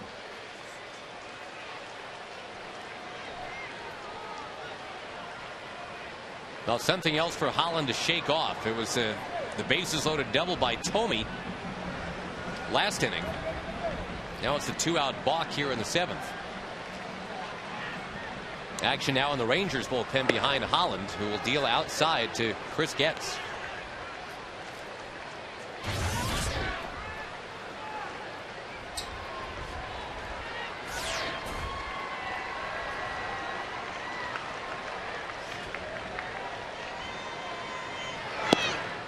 That's a strike. And the righty in the bullpen for the Rangers, the side armor, Darren O'Day.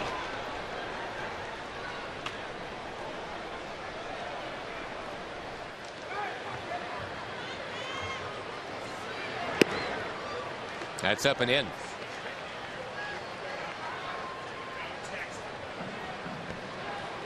Getz is the guy that started the White Sox rally against Scott Feldman last inning with that jam shot bloop to right.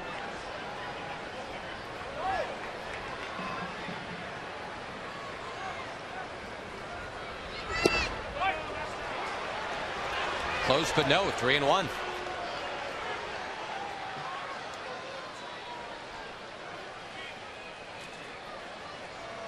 No, that would appear to be 2-2, not 3-1, but the count is 3-1. Now a fly ball in the right center field. Nelson Cruz on the move. That ball taking off, and it's down, rolling to the base of the wall. The White Sox take the lead and Getz thundering towards third base. A stand-up triple. Boy, maybe the difference between 2-2 and 3-1 costing Derek Holland.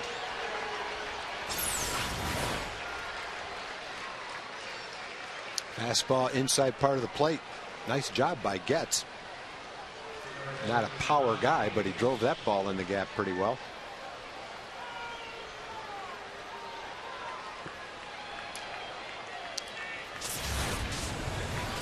Ron Washington will go on out there. And again, things have come very easily for the most part for Derek Holland. They're not all going to be perfect. And this one, I'm sure, was a disappointment for him. O'Day comes out there. It's a 4-3 game. And we'll be back after this on Fox Sports Southwest.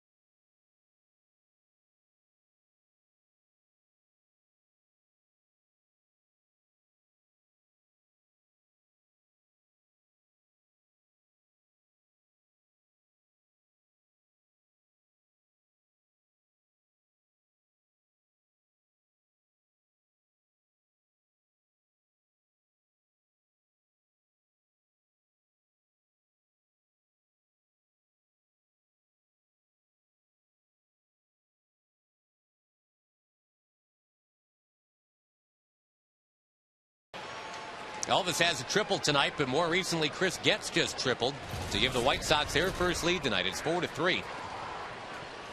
Darren O'Day takes over. And Derek Holland, again, most of what he did was in the strike zone. 19 out of 29 pitches were strikes. But he's on the hook for a loss right now. 4-3 Chicago. And that ball getting by O'Day. Kinsler's got to bail him out. Fires. Got him. Ball had some crazy English on it. It escaped Darren O'Day. Kinsler to the rescue. It stays 4-3 as the Rangers try to come back after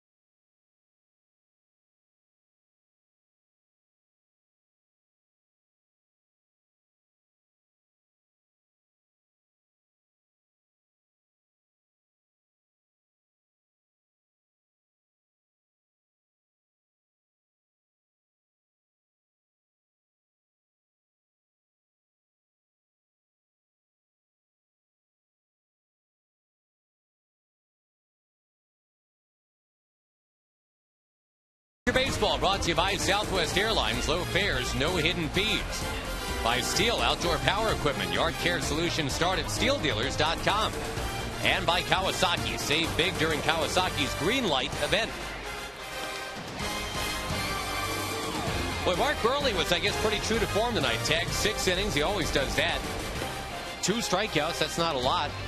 But no walks. No walks and quality start. Pretty typical. We're going to go to an entirely different kind of pitcher right here. Octavio Dotel. Last year, Dotel struck out 92 batters in 67 innings. This year, he hasn't given up a run yet.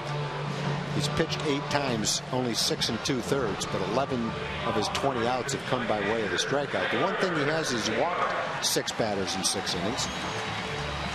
So he's a strikeout pitcher for sure. Led the American League, striking out those 12.3 batters per 9 innings last year. Second in the league, his teammate Matt Thornton. And it was a distant second. He was at 10.2.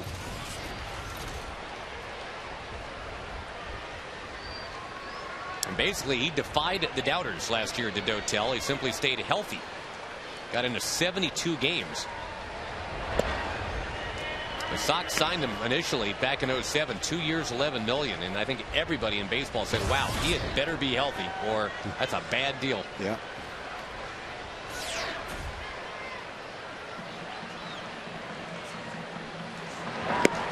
Wave and a miss by Teagarden. He's one of those guys, because of the way he delivers the ball, makes a 90-mile-an-hour pitch look like a 95-mile-an-hour pitch. It has everything to do with how the hitter picks the ball up. High fly ball from Teagarden. Getz has got it. Folks, don't forget on Sunday night the Rangers and White Sox are playing again. 7,500 kids in. The first 7,500, 13 and under, get that free pass to Six Flags. It's a $31 value. You can get into the ballpark for as little as $3 if you are a kid. 972 Rangers or TexasRangers.com. 2 ways to get your tickets.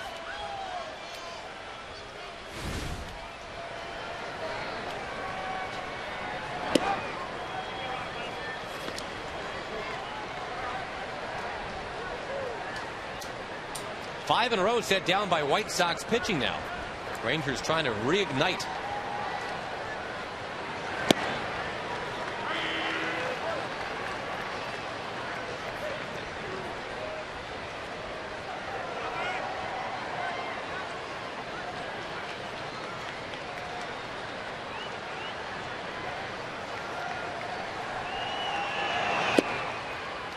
Some of the other ball games going on. The Blue Jays still playing well. They lead Baltimore 8-4 in the 8th inning.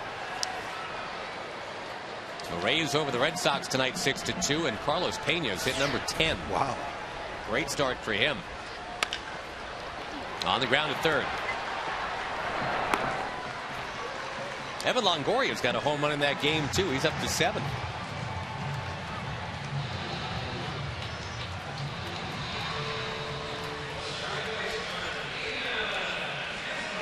Ian Kinsler is up to 8. And Tag, I'm putting in the call. It's time for number 9. Right. Good shot. Good spot for it.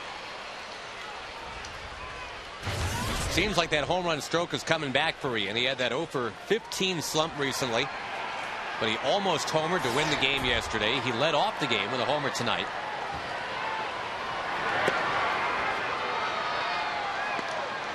Third baseman Fields guarding that line over there, trying to take that double right near the chalk away from Ian.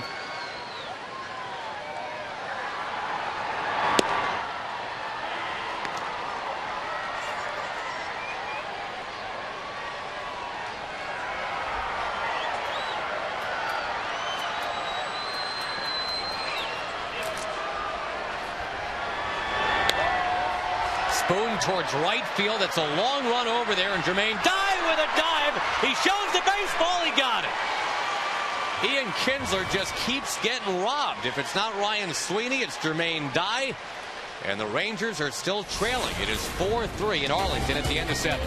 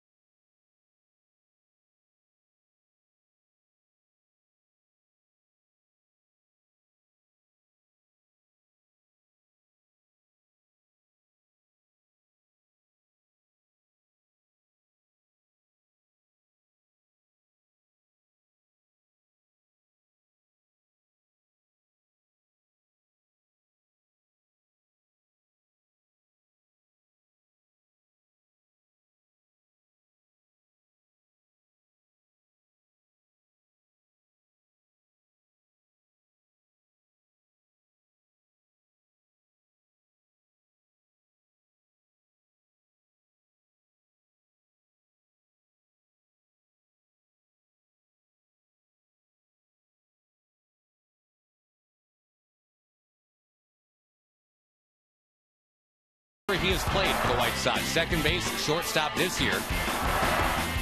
Taking one away from Nelly Cruz. The Home Depot doing more on defense.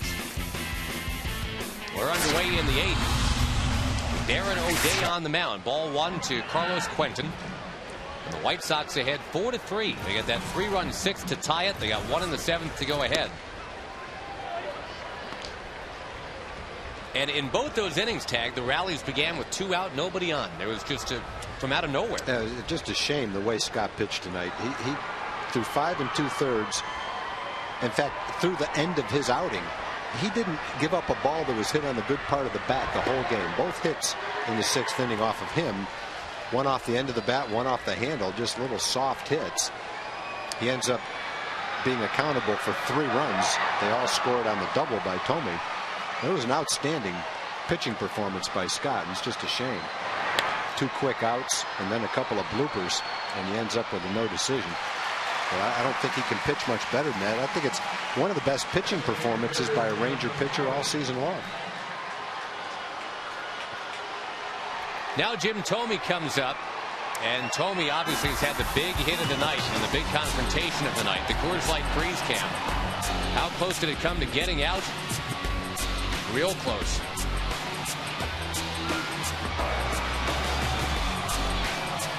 Wow, look at that. So a game-tying double instead of the go-ahead grand slam. But either way, it just really sucked all the air out of the crowd.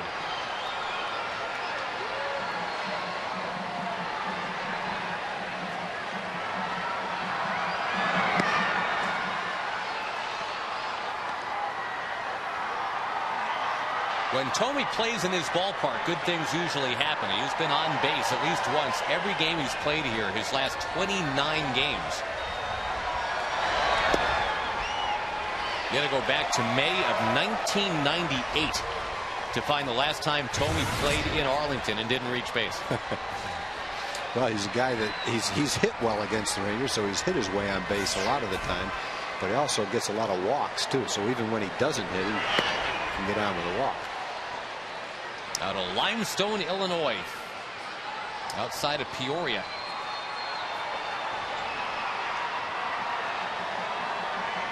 Suburban Peoria.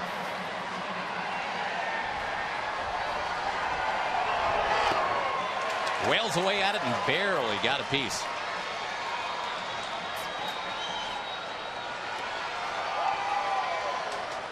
The 8th inning pitch tracker brought to you by Amica Insurance. It's not just how you're covered, it's how you're treated.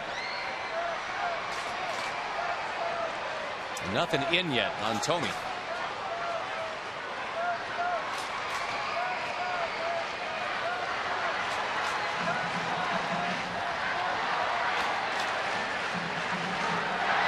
Got him.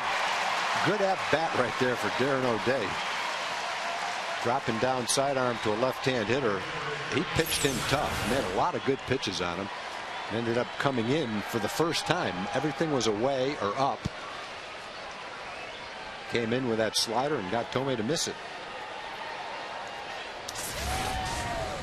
Scott Feldman started, and twice through the order there was only 1 base runner. Carlos Quentin got one just under a diving Marlon Byrd. That close to being perfect through 6 was Scott Feldman.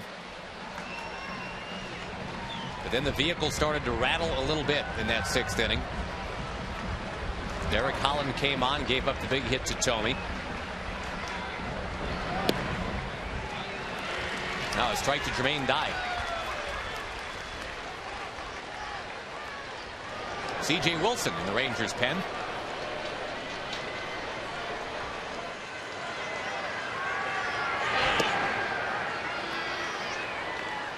The Rangers will have 2, 3, 4 in the order coming up in the bottom of the 8th inning against the Chicago bullpen. Been a pretty good month for Dye. He collected his 1,000th RBI and his 300th home run. Yeah, 2 guys for the White Sox sitting on 299 career home runs, Dye and Konerko. And incredibly, they homered back-to-back in Detroit. Great. So that's great. Within a span of 2 minutes, 2 guys, 2 longtime teammates, each hit number 300. That's pretty good.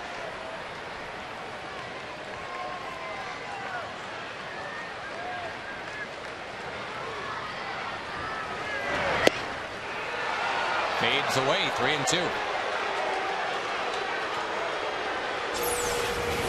Let's see where it was. Sliding away and outside. Good call by the home plate umpire, Ted Barrett. tempting pitch, but Dye laid off it. Past the mound, Elvis Andrus couldn't get to it. It's under his glove in the center.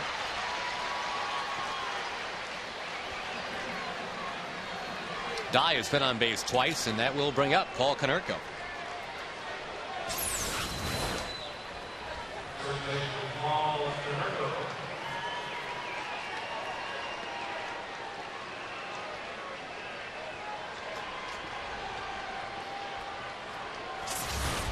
Back to the scores real quick. We mentioned the Rays lead the Red Sox at 6-2 there. Twins over the Royals 7-5 in the sixth. Joe Mauer's returned to the lineup finally. He hit a home run. First game back. That's a nice shot in the arm from Minnesota, who's hanging in there pretty well at 11-11. Be a shot in the arm, too, for Justin Morneau now that he's got Mauer hitting in front of him. And Morneau has hit a home run tonight.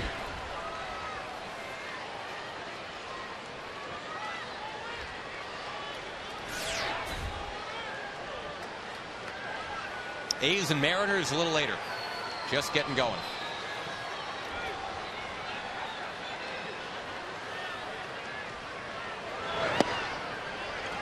That one's down to Konerko, 1-1.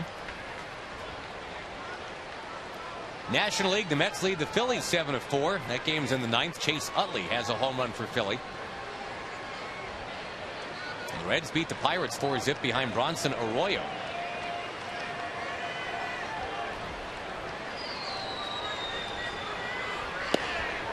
In there, 1-2.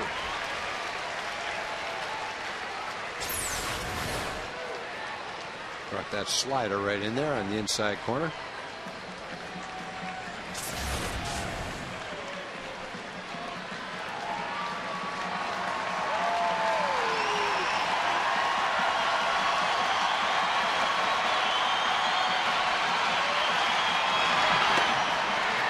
Another one of those tempting pitches, but Dye laid off one, so did Konerko.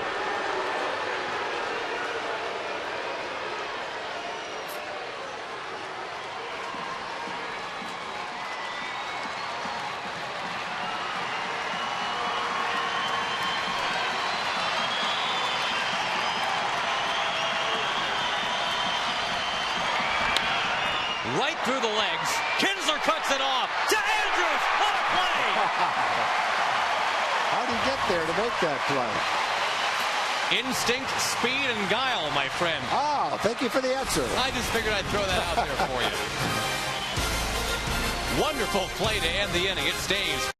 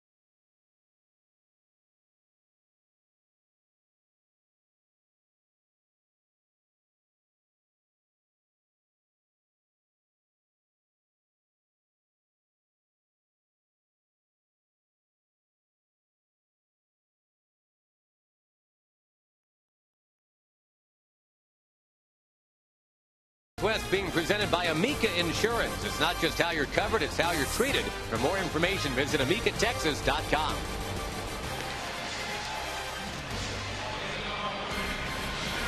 Big crowd here for the ball game and for fireworks tonight. Arlington Appreciation Night here in Arlington on the 18-year anniversary of Nolan Ryan's no-hitter. 7th no-hitter is only one he threw in Arlington. And a guy who grew up a big Nolan Ryan fan down near Austin, Scott Linebrink, going to take over here for Chicago. Great pickup.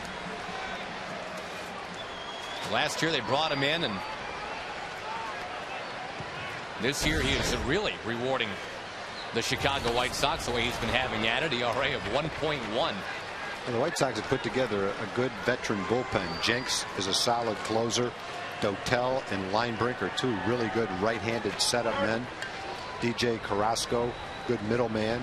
Matt Thornton, upper 90s left-handed short reliever. Clayton Richard has promise as a lefty, and Lance Broadway, one of their good young prospects, I think right now is a long reliever for him. That's a good bullpen they've got. Real good bullpen. Bird 2 for 5 lifetime against Linebrink. Remember, Josh Hamilton is now on the DL. That is retroactive back to April the 27th.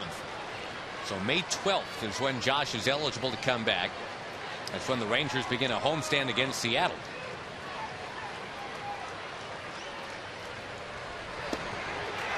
Well, as we mentioned, Linebrink pretty nasty. That's a good overhand curveball.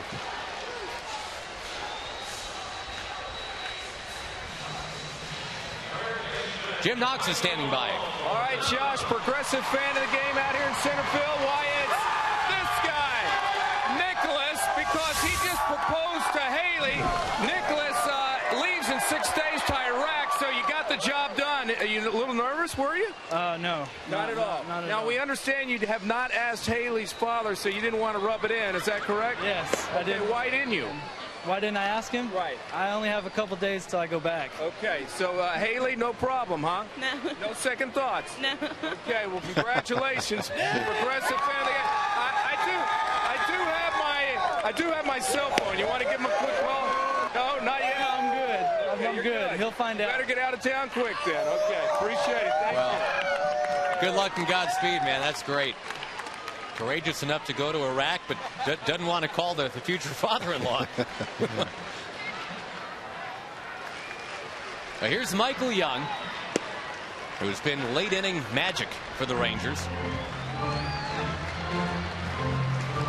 The Rangers have not scored since the 3rd inning tonight. Left a runner at 2nd in that inning. Left runners on in the 4th and the 5th. Andrew Jones on deck.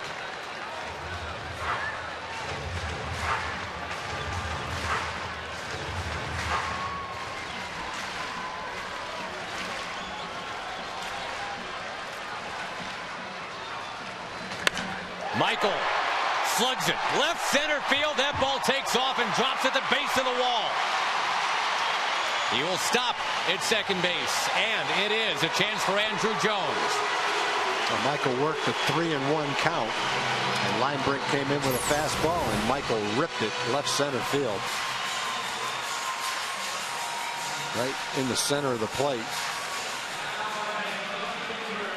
The only thing Michael lacked there was getting it up in the air a little bit. 3 for 4 for Michael. He came into the game hitting .295. He's back over 300 where he belongs, where he feels most comfortable.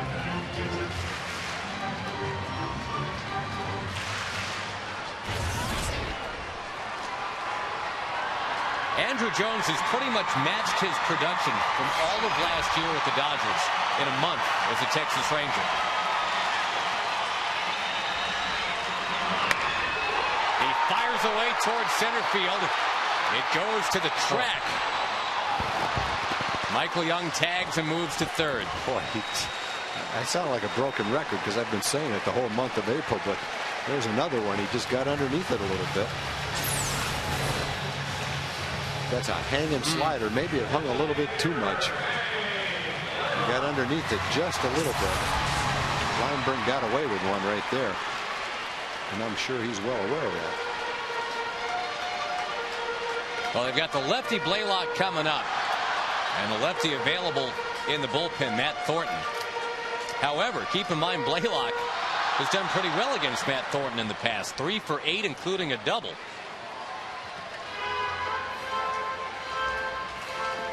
Going to leave him out there.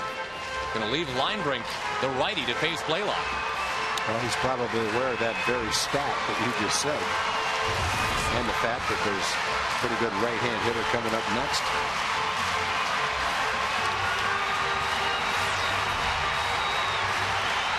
Well, Blaylock had a late home run yesterday. Got the Rangers close. Hits one out here. It gives them a 5-4 lead. Ground ball instead. Over to third. Fields got him. And the rally fizzles with Michael Young at third base. 4-3 Chicago at the end of 8.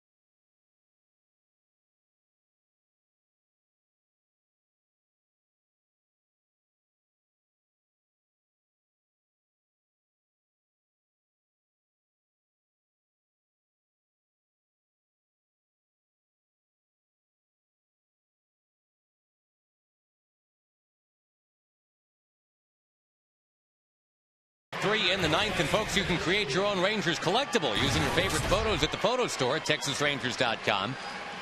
In 3 easy steps, you can make your very own Rangers memory. Go to TexasRangers.com today.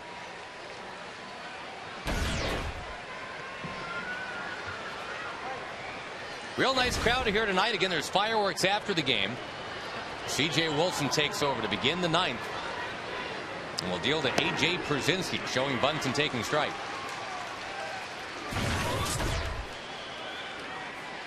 Now, one bad inning in Detroit for C.J. Was trying to keep it at 4-3, give the Rangers a chance in the bottom of the 9th. The only homer the Rangers have hit tonight, Tag, was on the, well, one of the very first pitches of the game to the Rangers, Ian Kinsler. Yep.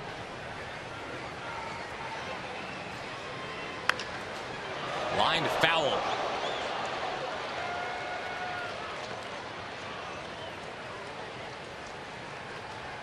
Oh, exhale. Poor lady in the pink blouse has a look of fear on her face, and I don't blame her. That ball came in there in a hurry.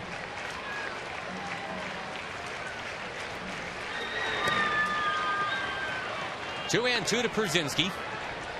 Rangers out hitting Chicago 8-7. Both teams have played errorless baseball tonight.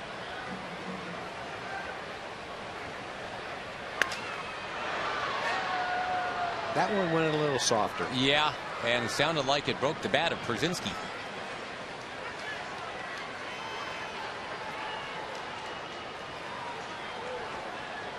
Same 2 teams tomorrow night. It's going to be Brandon McCarthy, the former Chicago White Sox, going against Jose Contreras. That is a 7:05 first pitch tomorrow night. And don't forget, the first 20,000 fans get that Nolan Ryan statue replica tomorrow. past C.J. into center. Base hit.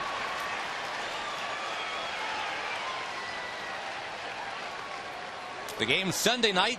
It is former Ranger prospect John Danks against Matt Harrison. And again tomorrow night, that Nolan Ryan statue.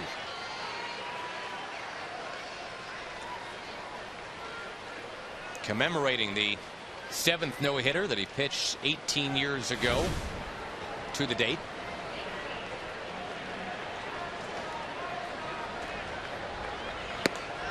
Upstairs to Ramirez.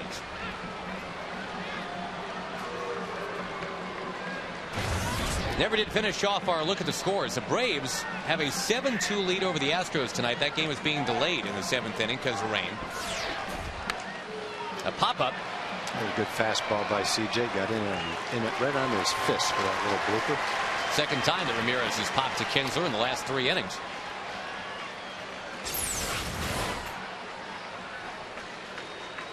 Ramirez hasn't done much with the bat today, but he probably made one of the nicest plays in the game. That great play made up the middle.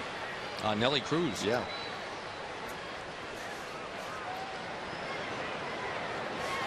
Native Texan Scott Podsednik. And he's going to take it into right field. A base hit. Brzezinski coming around second base. On his way to third. So it's runners at the corners now and 1 out. Boy, Podsednik, who started today in Charlotte, North Carolina, just called up. Gets 2 hits. And the one that he had with 2 outs in the 7th, that was the one that ignited the go-ahead rally. Yep. All that was a little ground ball that was hit so slowly Ian couldn't make a play on it. Pretty harmless start to a 2-out rally. Actually, it was to the 1-out, to the 2-out rally to get the winning run. Go-ahead run.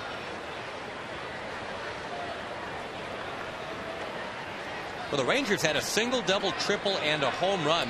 A dozen batters into the game. But just not a lot of hitting has happened since then for the Rangers. This is a tough double play to get here too, Tag. That's obviously what the Rangers want to get. But you got a real fast guy at first and a fast runner. Batter runner, that is, and the hitter at the plate.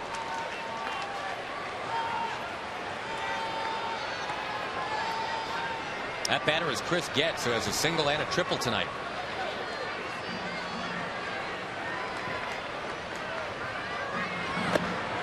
Blocked by Teagarden.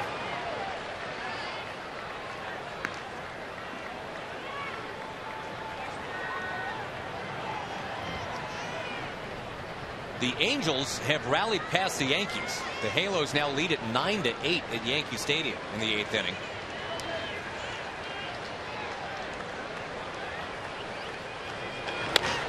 The comebacker, and they have frozen Brzezinski. They're going to second for 1 now.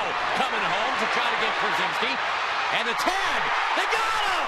The most unconventional double play of the year. Check the tag. Michael caught the ball and tagged him behind his back. If something weird happens, Brzezinski's usually in the middle of it, and that's no exception. What a play by Michael Young at the very end. Watch this tag.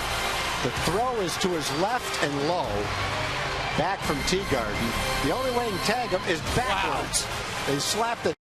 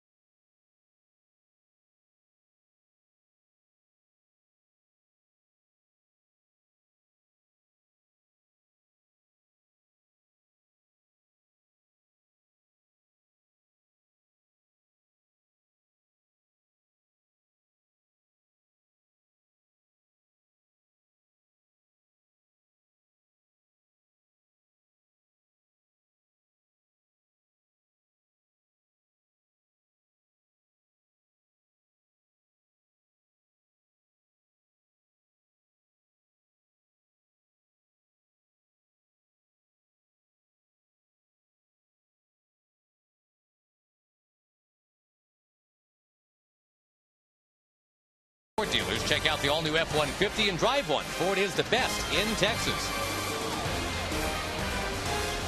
The Rangers needed a double play to keep it 4-3. It was a very unlikely guy up there that could have hit into one. But sure enough, Chris Getz hit into it only because of this. What a tag. Taylor had to throw it to that side, so he didn't hit Brzezinski with his throw. Michael knew the only way to make the tag was to go backwards like that, almost behind his back. And he kind of took a shot in the dark and got Brzezinski, tagged him out for the double play. There were 3 perfect throws in rapid fire order made by C.J. Wilson, then Andrews, and then Teagarden. Now, Bobby Jenks with that Billy Goat blonde goatee and a 2.25 ERA. This is a closer for Chicago. The fans are into it now. It's 4-3.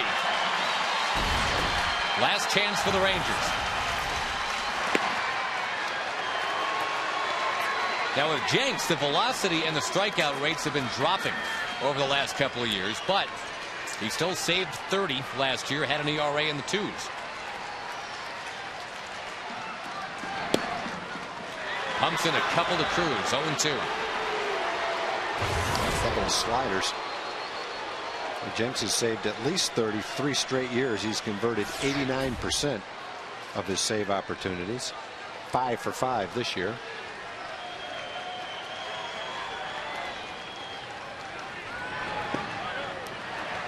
Tried that same pitch, and Cruz not even a thought to swing that time. Jenks throws a good fastball, slider. I believe he also throws a splitter too. But he's not throwing 100 anymore, right? I mean, I don't know. I haven't really noticed. Back in 2005, when the White Sox won the World Series, he was fairly consistently 98, 99. Yeah, definitely. Nelly checks his swing again. The sliders coming from Jenks now. No, he hasn't thrown a fastball yet.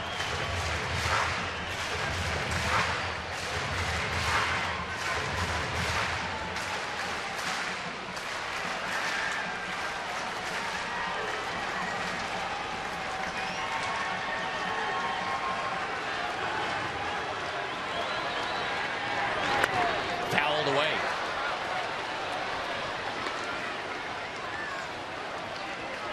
Fastball wasn't 100, but it was 94, so he's still got some heat. You combine it with those other pitches, you can see why he saved 30 games the last 3 years.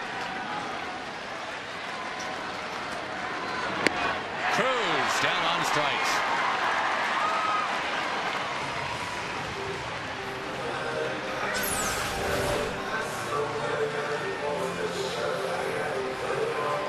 Chased it. A couple years ago, remember, Jenks actually had 40 saves, and he tied a big league record. He retired 41 consecutive batters at one point. That's pretty amazing.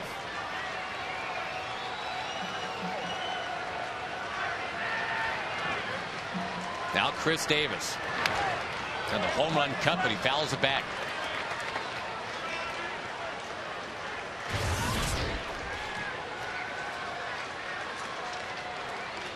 Scott Feldman started for the Rangers and retired 17 of the first 18 he faced. Then the White Sox 3 in the 6th and 1 in the 7th.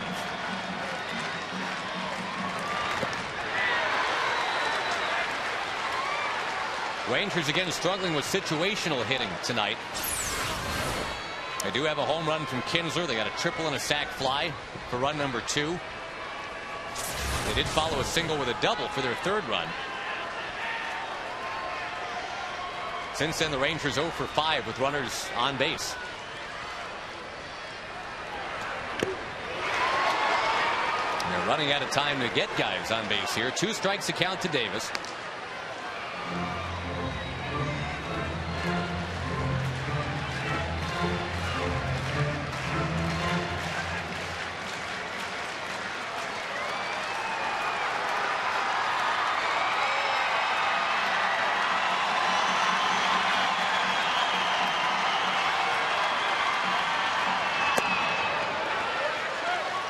One and 2.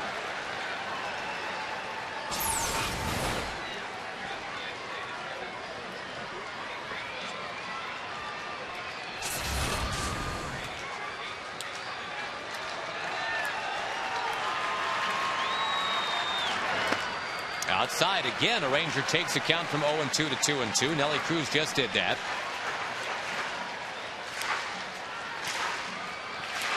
Crowd of about 24,000 watching on. They want the fireworks even before the fireworks. 2 outs left to the Rangers here. Inside. So from 0-2 to 3-2, Teagarden on deck. Remember, Josh Hamilton is now on the DL, unavailable for the Rangers for the next week and a half.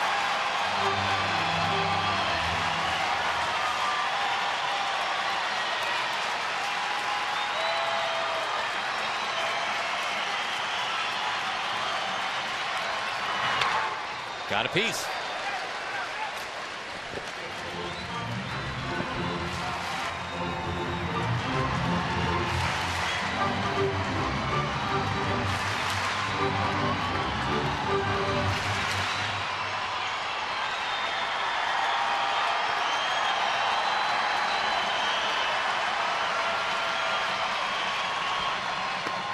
He takes a walk, and the winning run comes to the plate.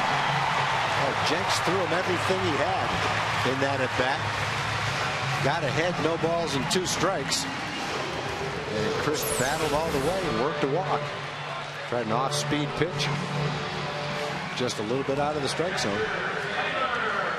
Now, we talked earlier, Tag, about all the Texans that the White Sox have on their team. Now, all the Ranger Texans have a chance to play hero with Nolan Ryan watching. You got Davis out of Longview at first. Here's Taylor Teagarden at the plate. Out of Carrollton. And David Murphy out of Houston has moved on deck. First one's a strike.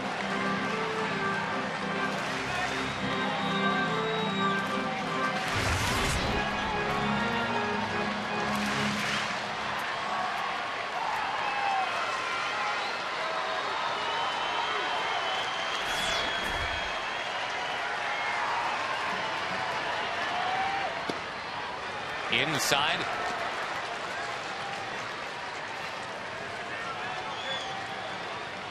Now, Teagarden's hit the ball hard once tonight. Line shot single past the mound. Remember how he came up to the big leagues last year and started swatting home runs immediately. He does not have one yet here in 2009.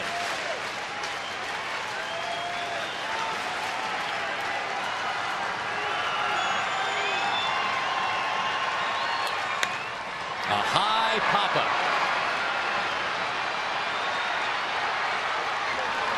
2 down.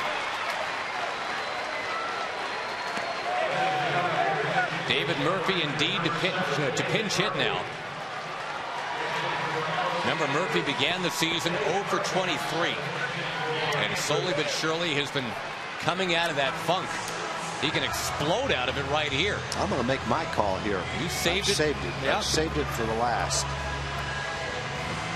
Feldman would appreciate it. Derek Holland would appreciate it. He's on the hook for his first big league loss. Holland having relieved Feldman. Remember, that was with the bases loaded, 2 out in the 6th. And the guy that's just been hammering the Rangers over the years, Jim Thome, took it high up on the wall in left center to make it a 3-3 game at that point.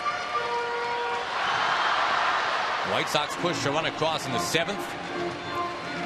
They're up 4-3. You think about pinch running at first base for Davis here, or not really? Yeah, maybe possibly. They really don't have anybody. You know, we got Salty's not here. We got Ramirez. Vizquel would be the only possible guy. But then, you know, you're strapped for someone to play first base. Ball 1 to David Murphy. And this is his first at bat against Bobby Jenks.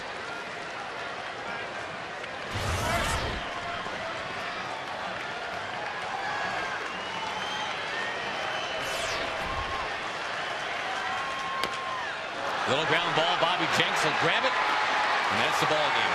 The game ends with Kinsler on deck. And a game where the Rangers again kind of had it in their midst, but just couldn't get it.